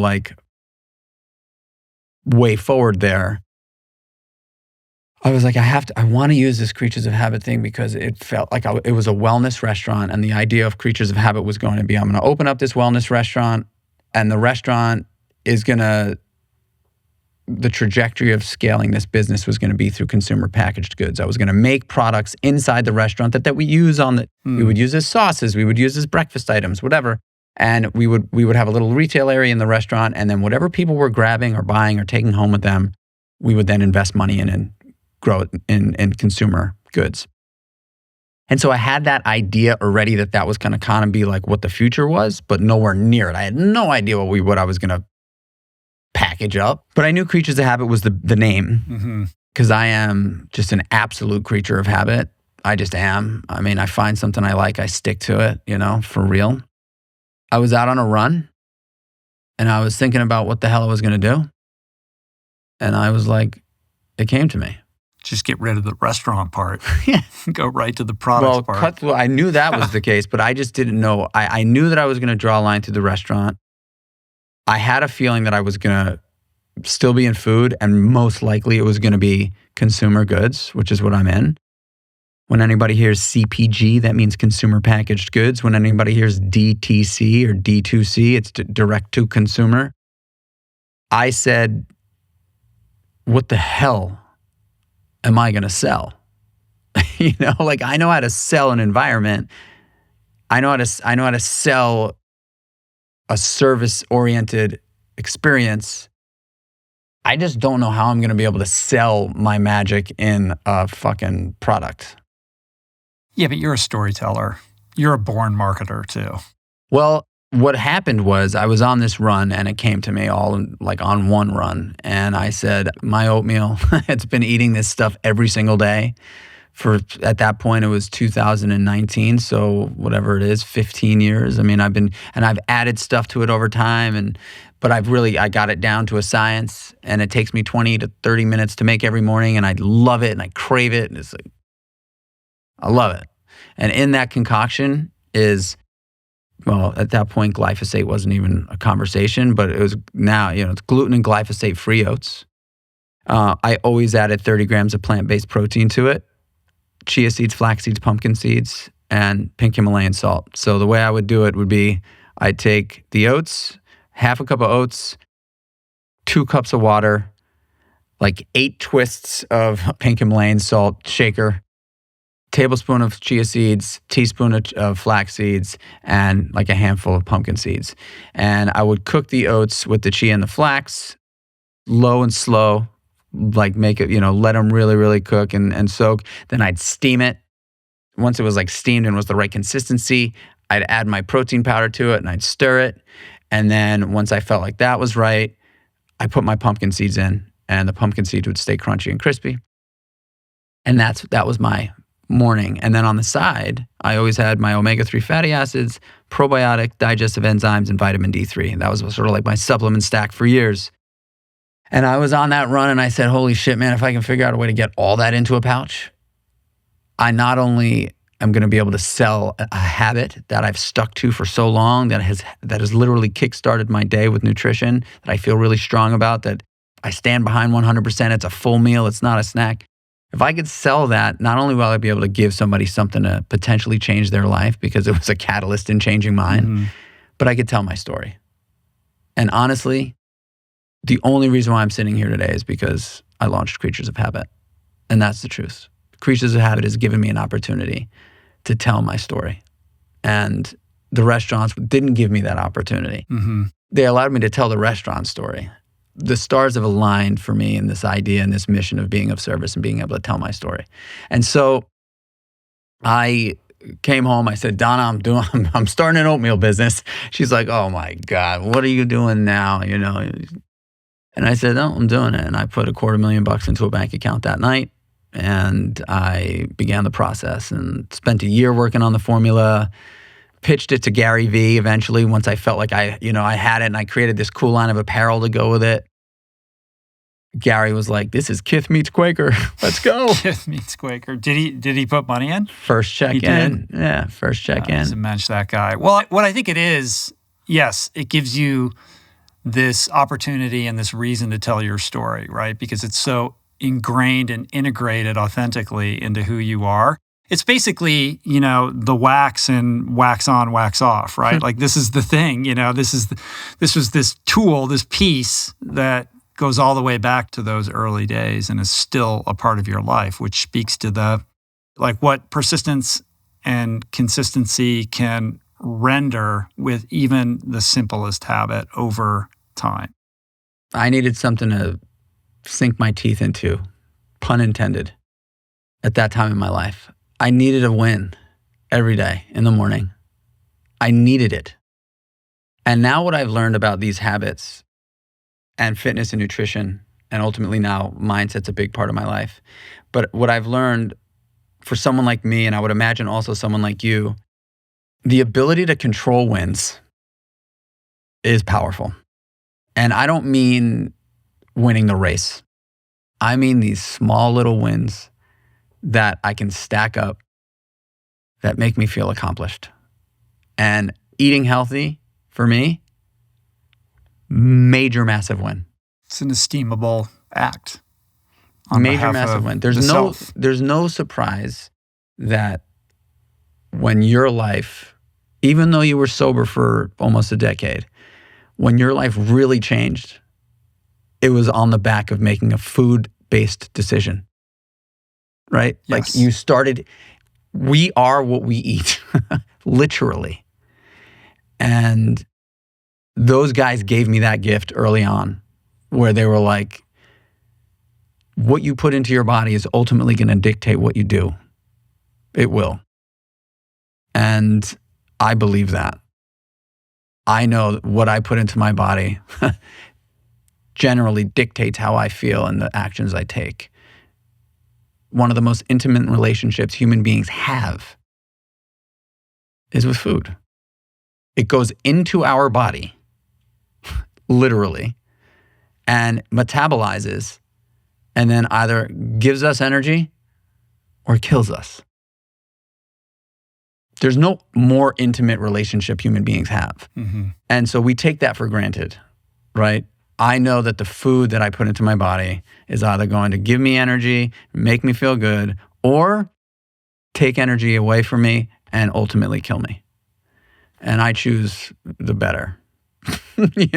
I choose the better. And so that's where it started. And, It's beautiful, man. When did you start it? When did this, 2020, 2019? Ideate 2020, launched the business in August of 2021. And, we've been in business about 2.5 years. And it's going really well. We launched with Meal One, which is the product I just said. It's an overnight oats, 30 grams of protein, plant-based. And then you got the nightcap, which is the evening. Nightcap is the way to wind down. Bring me down. It's like a cup of hot chocolate about an hour and a half before bed. Tastes really good and really great ingredients, So, but it's a lifestyle brand. I mean, you have a podcast by the same name. You got the merch and the apparel line and all that kind of stuff. I can tell, you can see the seeds of a bigger idea that's still in gestation right now that is probably swirling in your brain. yeah. He looks at me with a shit-eating grin, right? I mean, it boils down to commitment and consistency, breeding confidence, breeding courage daily. Anybody can do whatever the fuck they want. Anybody can do anything they want to do. I really do believe that. I should be sitting here because I have done the stuff. I kind of hate when people are like, I should be dead or I shouldn't be here. I should be here. When somebody tells me like, I did a great job today, I'm like, thank you. I believe you. Not 100% of the time. Mm-hmm. But I never believed people before when they told me I did a good job. Now I do. So I do believe that we all have the ability to do, and I'm not going to say what we say we are going to do because a lot of people say shit, but to do what we want to do. Every human being on the planet wants. All of us want. We all want. Everybody wants. There's not a single human being on the planet that doesn't want. But there's only a way to get from want to have. One way. And I've said this before. I really believe the only way to get from want to have is to do. Only one way. No one is coming for you. No one's going to give it to you. So what's the difference between those who take action on the to-do and those that don't? Because yes, everybody aspires to a better life. Everybody has dreams and ambitions or ideas around things they would like to accomplish or achieve. And there's also things we have to overcome or confront or transcend in order to evolve and grow. And some people sign up for that journey and they walk the path and they make the changes and they build a better life for themselves. Other people say they're going to do it and for whatever reason they can't, or they struggle, or they meet enough obstacles where they retreat. And then other people are like, no, thank you. So what are the key differentiators between those archetypes? And you coach people, so I'm sure it's self-selecting because anybody who shows up for you probably has some willingness to put in the work, but you find out quickly who's really committed and who isn't. I want to sort of answer that question in two ways. One, with a story that Malcolm Gladwell writes about in The Tipping Point. And it resonates a lot with me. So I bring it up from time to time because it's about New York City. When I was a kid, I was born in 1980 in New York City. I was on the trains a lot as a young kid. And I grew up in Manhattan, so I was in the thick of it. And the trains in New York City were just the scariest place on earth, very scary. They were covered in graffiti, not a lot of order, and just scary. And a police commissioner came in to New York City, and crime and murder was through the roof at the end of the 80s and into the early 90s, like number one in the country. And by 1992 or 1993, that crime and murder had diminished by 50 to 75%. And you would think, like, what the hell happened? Like, how did that happen? And when you peel back the onion and understand the story that Malcolm Gladwell tells, it's very similar to answer the question that you asked me. That guy came in and said, we're going to clean the trains. We're just going to clean the trains. And people were like, what?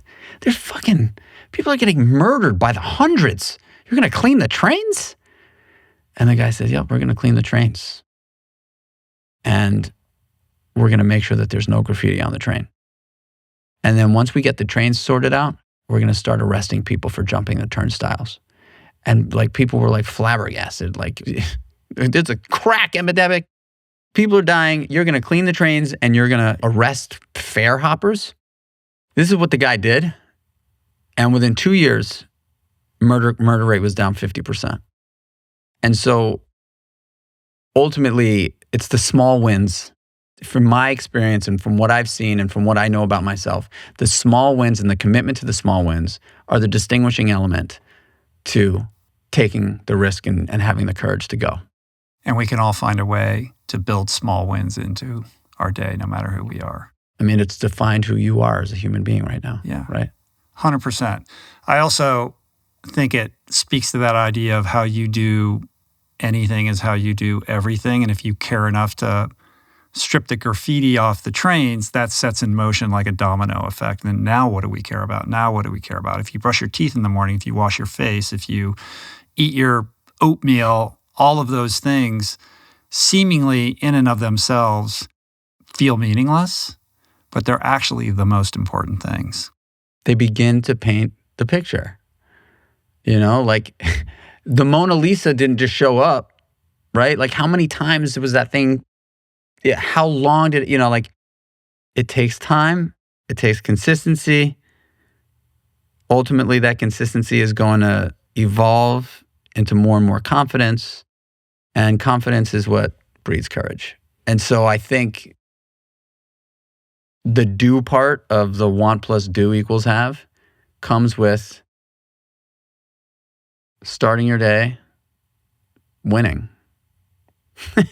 And it doesn't mean that every day is going to be awesome. You know that. I mean, it's not. Like, there's many days where I'm like, anyway. Oh my God. You do it anyway. I mean, also, you have to have some level of willingness to entertain change and weather some discomfort. I mean, for me, it all goes back to what I learned day one in the program. Like, just get through the next hour. Like, that's all you have to do. Like, if your head hits the pillow and you didn't take a drink, which sounds to a normal person insane and ridiculous, like, there's your huge win. Like, that's a major victory for the day. And you just start stringing those together. And then it slowly, to the same analogy of the restaurateur who said you have to expand outward organically from the middle, like, what's the next little habit that you can chip away at? And it builds day by day upon that.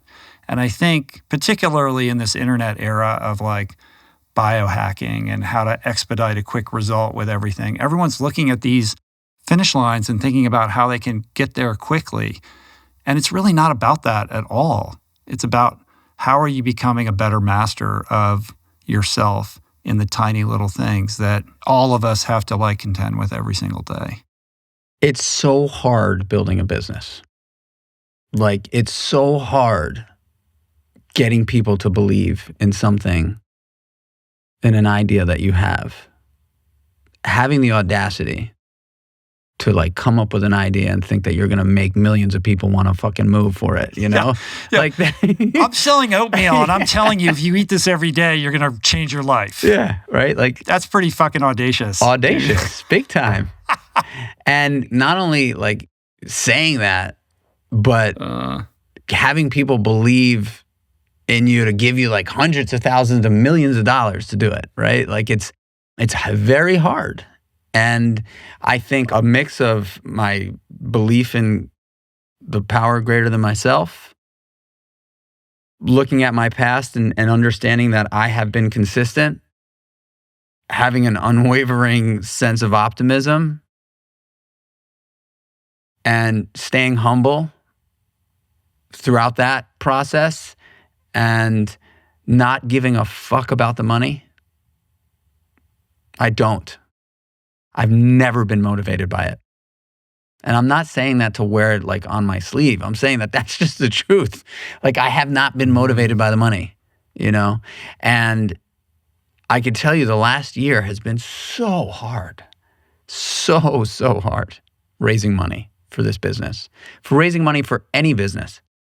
But, you know, so hard. In my podcast, my business partner and I, every month we drop an episode called Creatures of Habit, What's Really Happening. Because I said to Jonathan, hey, dude, I want to completely rip the doors open on this thing. I want to bring the community along on this journey, fully transparent the whole way through. I want them to know when we're struggling. I want them to know when we're crushing it. So every month we have an episode that sort of recaps the month prior. That's sort of a way of recreating the restaurant and creating an experience that is, yeah, to your point of bringing people in, but the transparency and the honesty with that is what breeds trust also and loyalty to whatever I also it is that like you're building. You know, you would ask like how, you know, the difference between, you know, being in the restaurant and now having this business in the digital landscape. And I have figured out ways to break that wall down. You know, I write an email every single Thursday from my email address to 38,000 people and share with them my life. And really what I'm doing is I'm writing my book. Right. And I'm sharing this weekly passage with the community. And so many people write back. And I am so happy to respond to them. And it takes a lot of time. I believe it's one of the most important things I can do as the founder of the company. Because I've never gotten a fucking email from a founder before and then written back and then they reply back to me like, hey, it's Chernow. You know, like that's me being the guy in the restaurant, touching you on the shoulder and asking you how your meal is.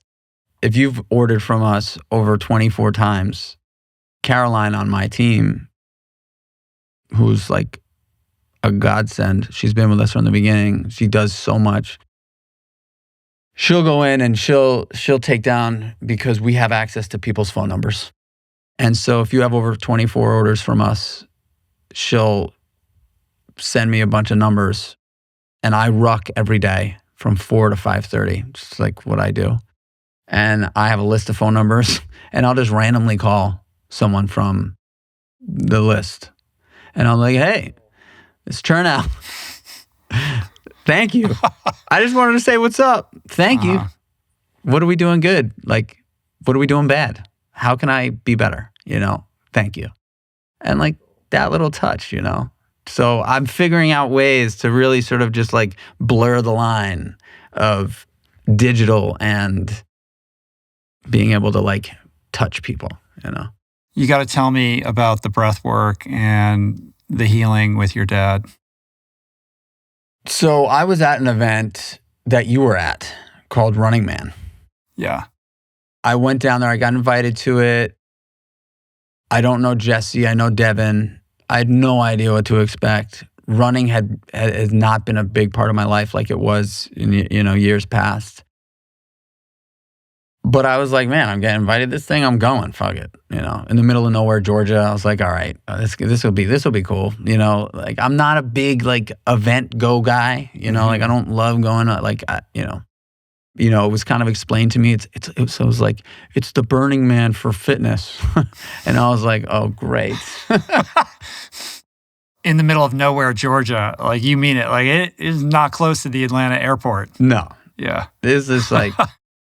Anyway, I get there. I'm like, this is pretty cool. It was cold as hell when I got there. And we went down, we set up our stuff. And then this guy, Sean, who I went down there with, was like, hey, do you want to do some breath work? My friend Mike Gazzo is doing breath work at this tent over here. And this is like an hour and a half after we got in. And I was like, oh, yeah, I love breath work. I'm doing Wim Hof and box breathing and, listening to Huberman about the double inhale, long exhale. Like I do it all, like I'm like, totally. So we walk over to this thing and we're a little bit late. They had already kind of started the breathwork session. And Mike walks over to the side of the tent and says, hey, have you done breathwork before? And I was like, yeah, I've done breathwork. He goes, okay, well then, just come on in and lie down and just take my lead. So I go in, I lie down. And he explains to me that it's going to be about a 25, 30-minute long journey. I had never done breathwork like that. I had never done like a long extended thing outside of Wim Hof where you do, 3 to 5 rounds. And anyway, he goes, it's a double inhale and, all mouth breathing. You breathe into your stomach, into your chest, out your mouth. It's just an easy flow, just nonstop, just flow like that.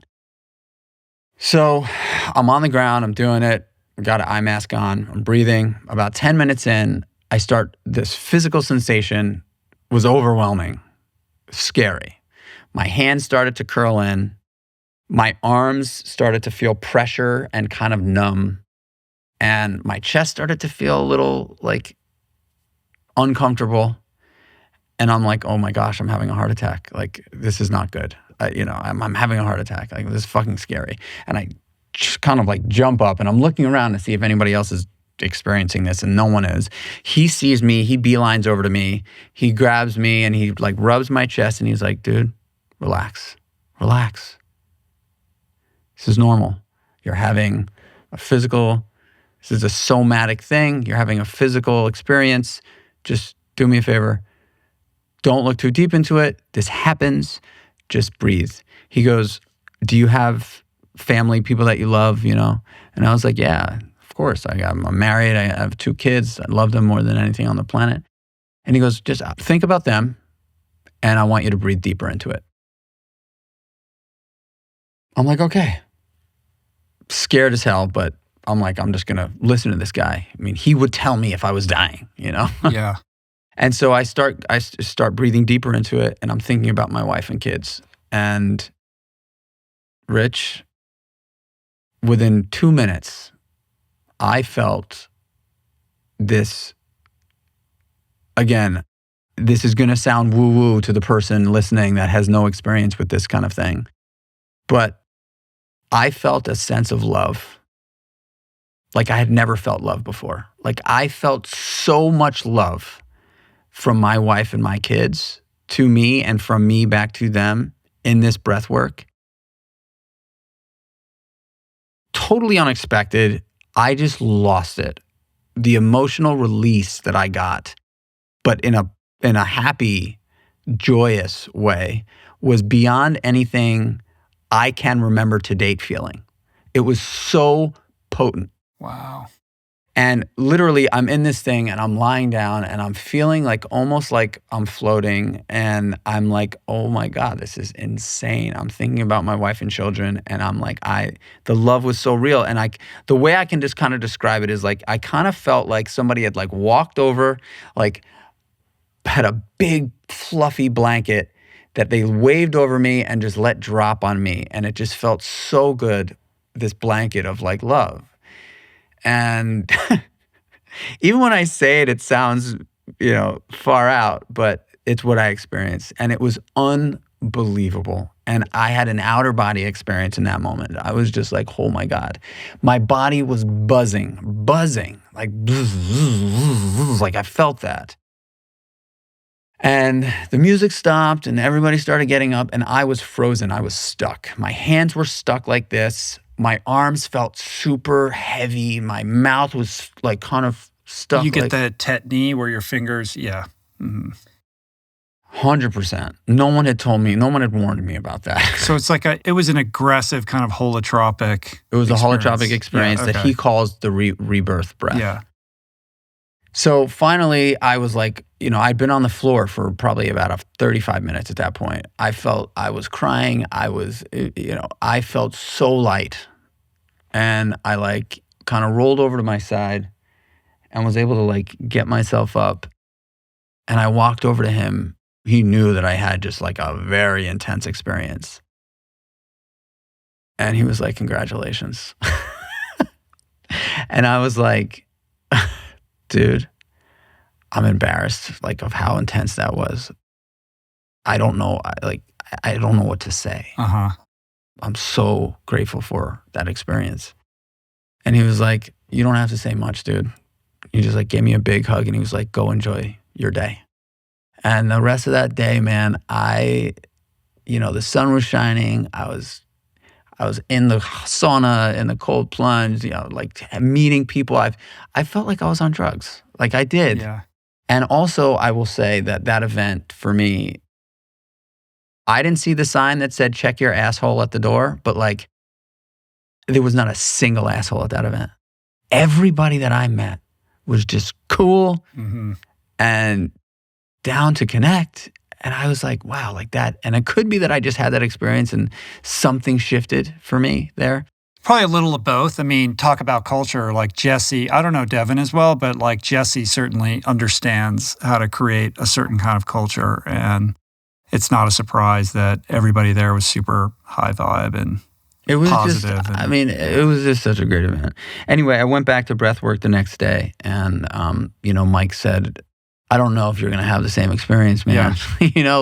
That was intense and wonderful. But he was like, now you know that the physical component could potentially happen. I'm just going to ask you to not allow it to derail whatever experience you have. Just go with it and understand that it's possible.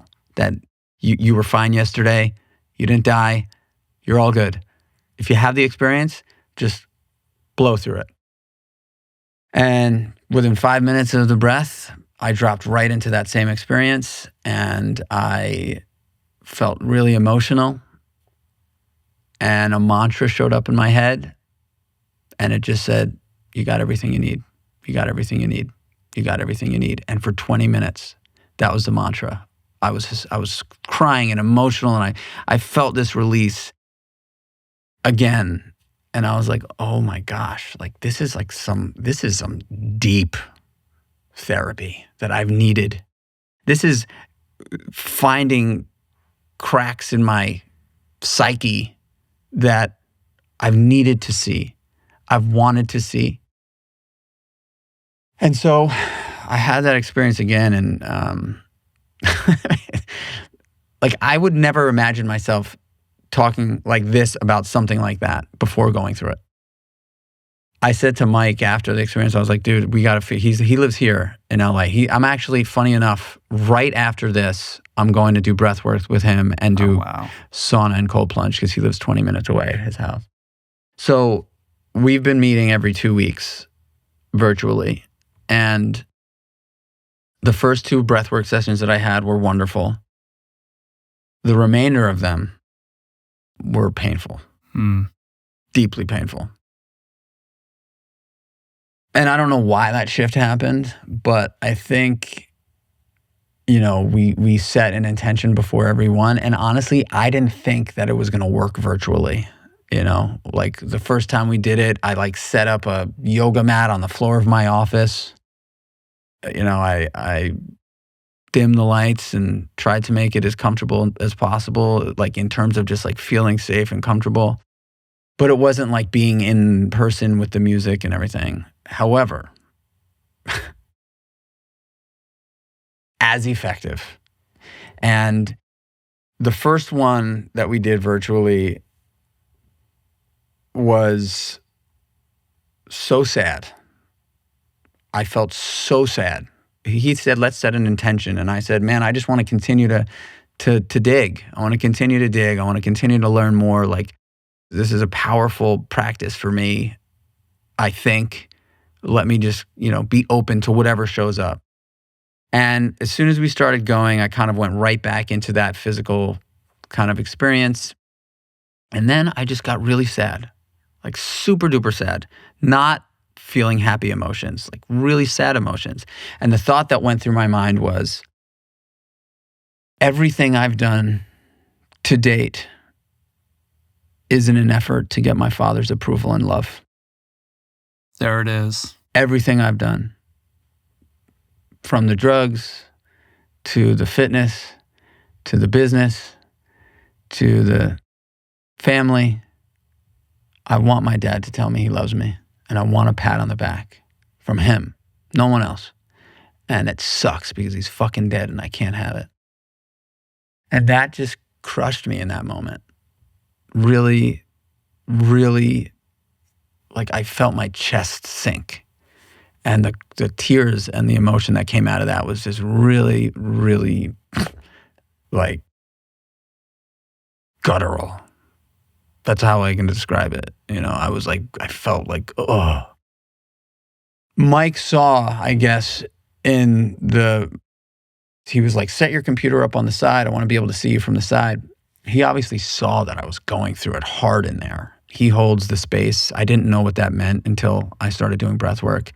But I think he was able to see that, like, he has control over, obviously, there's music that I listen to when we do it. He has control over the music. And he explained to me that he has heartstring music and he has deep penetrating music. And I think he saw that I was kind of going through it. And he put on some music that kind of changed the course of this thing for me.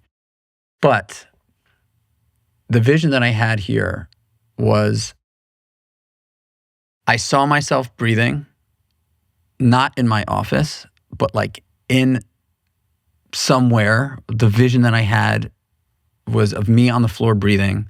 And I was kind of like down next to myself, looking up this way. And my father walked into the room within like 5 minutes left in the breath work. My father he opened up the door, he walked into the room. He was young, he had facial hair, he looked healthy. And he walked into the room and walked right over to me and kneeled down next to me and put his hand through my hair and said right up into my ear, I love you. And that was crazy for me.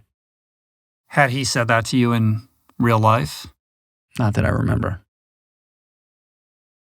And obviously, I lost it. Right? Like in that moment, I felt the emotions went from pain to like insane relief. Like, whoa. But it was real. Like the experience of that it wasn't like you were imagining it. It happened. It felt visceral. Yeah, it happened. Wow. It happened for me. Full on. I felt him. I smelled him. He was next to my head. I felt his hand in my hair. Like, make of it what you will. Yeah. I don't know what to say, I right? mean, that's some fucking crazy shit. Beautiful in so many ways. I mean, thank you for sharing that story. I don't have quite as dramatic a story about holotropic breathing, but similar. The first time that I did it must have been 2000. I was new in my relationship with my wife, and we did it together, and it was absolutely euphoric, like all the feelings of love. And I think it brought us closer together, and it was an unreal experience. I'd never had any kind of experience like that. And at this point, I was only like a year and a half sober. Like I was still very much in early sobriety. And then maybe a year later, I did it again, and just went into a spiral of darkness. It was the complete opposite experience. Like after it happened, I had to get away from people, and I locked myself in a bedroom for like 18 hours straight. Like I couldn't be around people, and it was scary. And I thought, well, maybe that's an aberration. So 2 or 3 months later, I tried again, same thing. But I was too early in my emotional, mental health, sobriety journey to be in a place where I could like contend with whatever was bringing that up, right? And I've done a lot of work since. And for that reason, I didn't do holotropic breathing for a very long time. Have you reconnected with it at all? And I did it like 1.5 years ago, maybe. My wife, when we do our retreats, we do these retreats in Italy, and she takes people through this experience. And she made this brilliant decision on our last retreat to do it on the first day. Like all these people arrive from all over the place. Nobody knows each other. Mm-hmm. And normally she would host that experience on day 3 or 4 or something like that. She's like, no, let's do it right away. And then, so you do it, and there's lots of people that are monitoring and helping. Like, it's not like it's well organized, but everybody has their version of that experience. And then everybody gets an opportunity to share whatever they feel like they want to share about what happened. Mm. And it's every flavor under the sun of experiences, from the absolutely psychedelic to the traumatic to the beautiful and joyous and lovely. But then everybody doing that, like without even really knowing any of these people, like suddenly the group is like together. Connected. Yeah, connected. So I did it the last time we had our retreat, and I had a much better experience. I haven't had anything that tactile or specific, but powerful in a more general way. I mean, certainly the idea that like breath is so powerful is there's true. The next virtual experience I had after that crazy experience, when I sort of sat up after that, my father telling me he loved me, I told Mike all about the vision. And he was like, you can believe that it was a manifestation or a vision, or you can believe that happened. It's up to you how to interpret that, but do with it what you will. Right. That's wild, man. And he's here, like he's in the area. He's 20 minutes away. Yeah. I think I need to meet this I'm guy. gonna hook you up. The next one was equally as important for me going forward in understanding. And I say it's like, a therapy, because I've done so much therapy over the years, so much in and out, and nothing has highlighted these things for me in the way that this has with the breath. So we're in the breath, and Michael said, what would you like your intention to be today? And we were kind of in this, like we had stepped into the trauma zone already. So I was like, all right, well, let me just continue to, uncover what's going on here. I said, there's a number of areas that I still really struggle in my life. One happens to be in being in presence and focus. I meditate for so long and I still can't fucking, like I could be sitting at the dinner table with my wife and kids, and it's not all the time, but more than I'd like it to be. I'm just physically there, but mentally checked out. It's hard for me to transition my business. And, I said, I really want to just like understand why I have a hard time focusing when I want to on being present in the moment. And he's like, great intention. Let's figure out what it is, or try to anyway. And so we're in the work, and things start to sort of happen for me, like almost psychedelically. And I have this like vision of like a Japanimation chaotic scene, like lights and it's dark, and there's like a city in the background, and there's like this little character at the bottom of this crazy chaotic scene. And I'm getting like kind of closer and closer to this character, and I see it's a kid, and the kid has got his shoulders sort of like, he's like leaned back like this. His shoulders are like in his ears, and he's trembling and scared like that, like really out of like a Japanimation film. And I'm like, what the fuck is this, in my head? And I'm getting closer and closer to it, and I see that kid is me. The kid that I'm looking at, that's scared, stuck, in this crazy scene is me as like a 6-year-old kid. And I was like, what is this? And I realized that is me as a child, scared to death of his life. Not of his life today, but of his life then. Mm-hmm. And I didn't realize that how scared I was then. Like, I was scared, really, really scared. And, you hear about, oh yeah, like trauma as a kid, everybody has stuff. And you can talk about it and even come to terms with it, of course. Like, I've come to terms with it, but I had never seen or have been exposed to how scared I was then. And what does that do for you? Does it just allow you to have a lot more compassion for that kid? Honestly, how does that inform? I didn't know what to do. Yeah. I was sad because I'm like, can I help this kid? Like, in that breath work, I'm like, what can I do to fix this problem? Actually. And when I came out of it, I was like, this is what happened, Michael. And he was like, that's your inner child, Michael. And I was like, okay, like, what do I do? How do I... He's like, look, inner child stuff comes up a lot in breath work. There's a few ways that we can approach this together, or you can approach it yourself. But realistically, what ultimately has to happen is you need to figure out a way to heal that kid and make that kid feel safe. Because that kid is what's standing in your way. That kid wants your attention all the time. He is stuck in fear. And he wants you to comfort him. He wants your attention all the time. And he wants the attention of other people.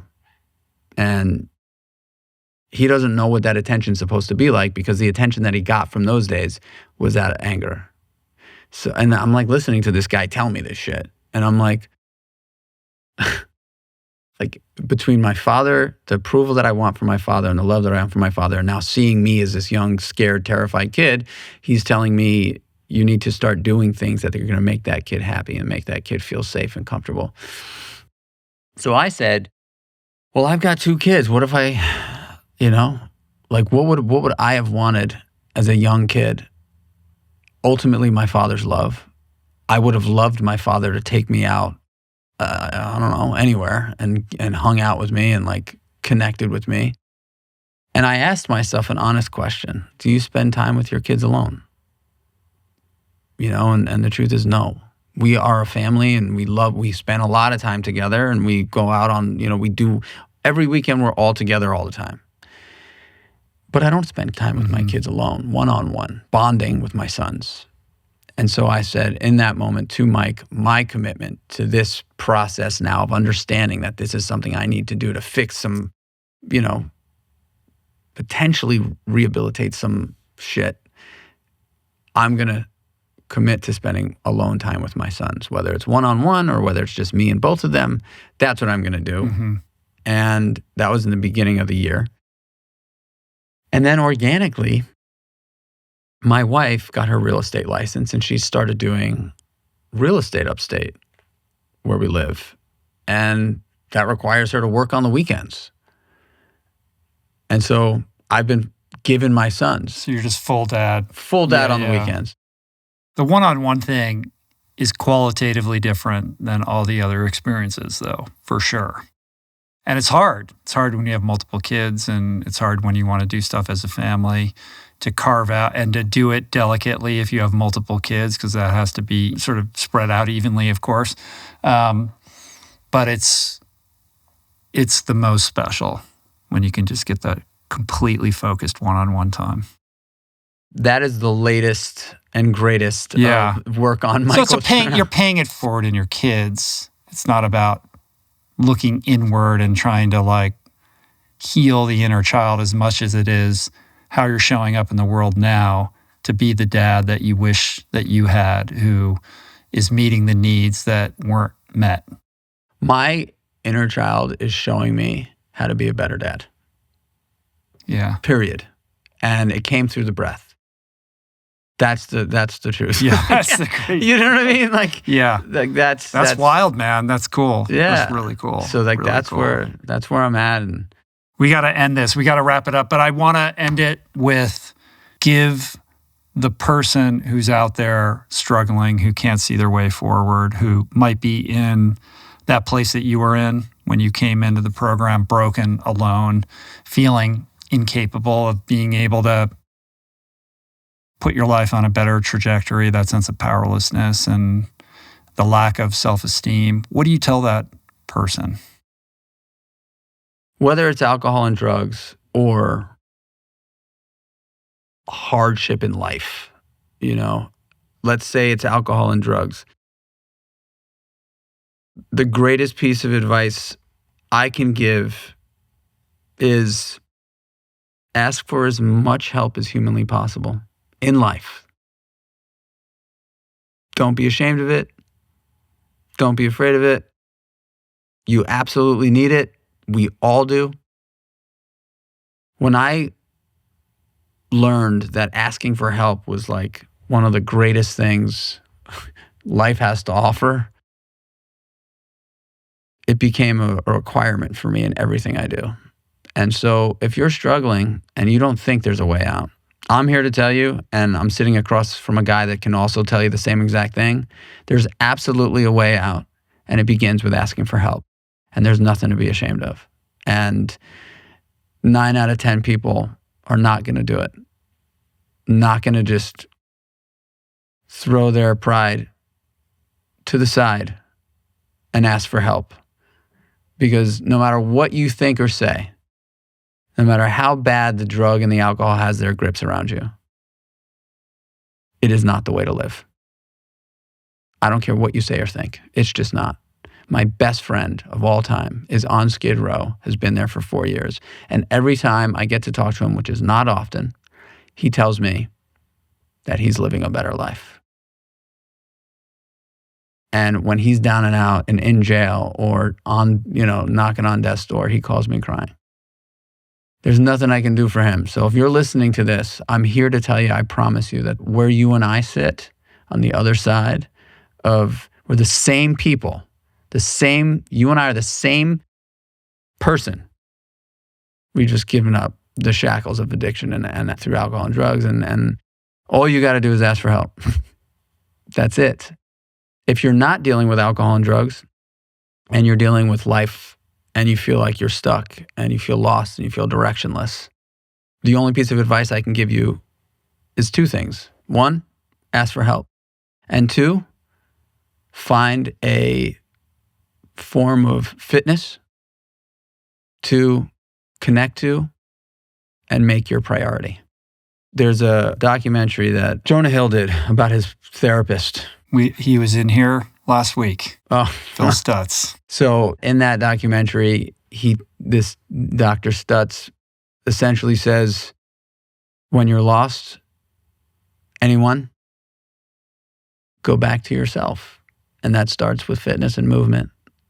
It starts with movement. Attached to movement. That's my story. It's a powerful one, man. I think that's a great way to end it. That was incredible, man. Thank you. Thank you. It was really special to spend a couple hours with you.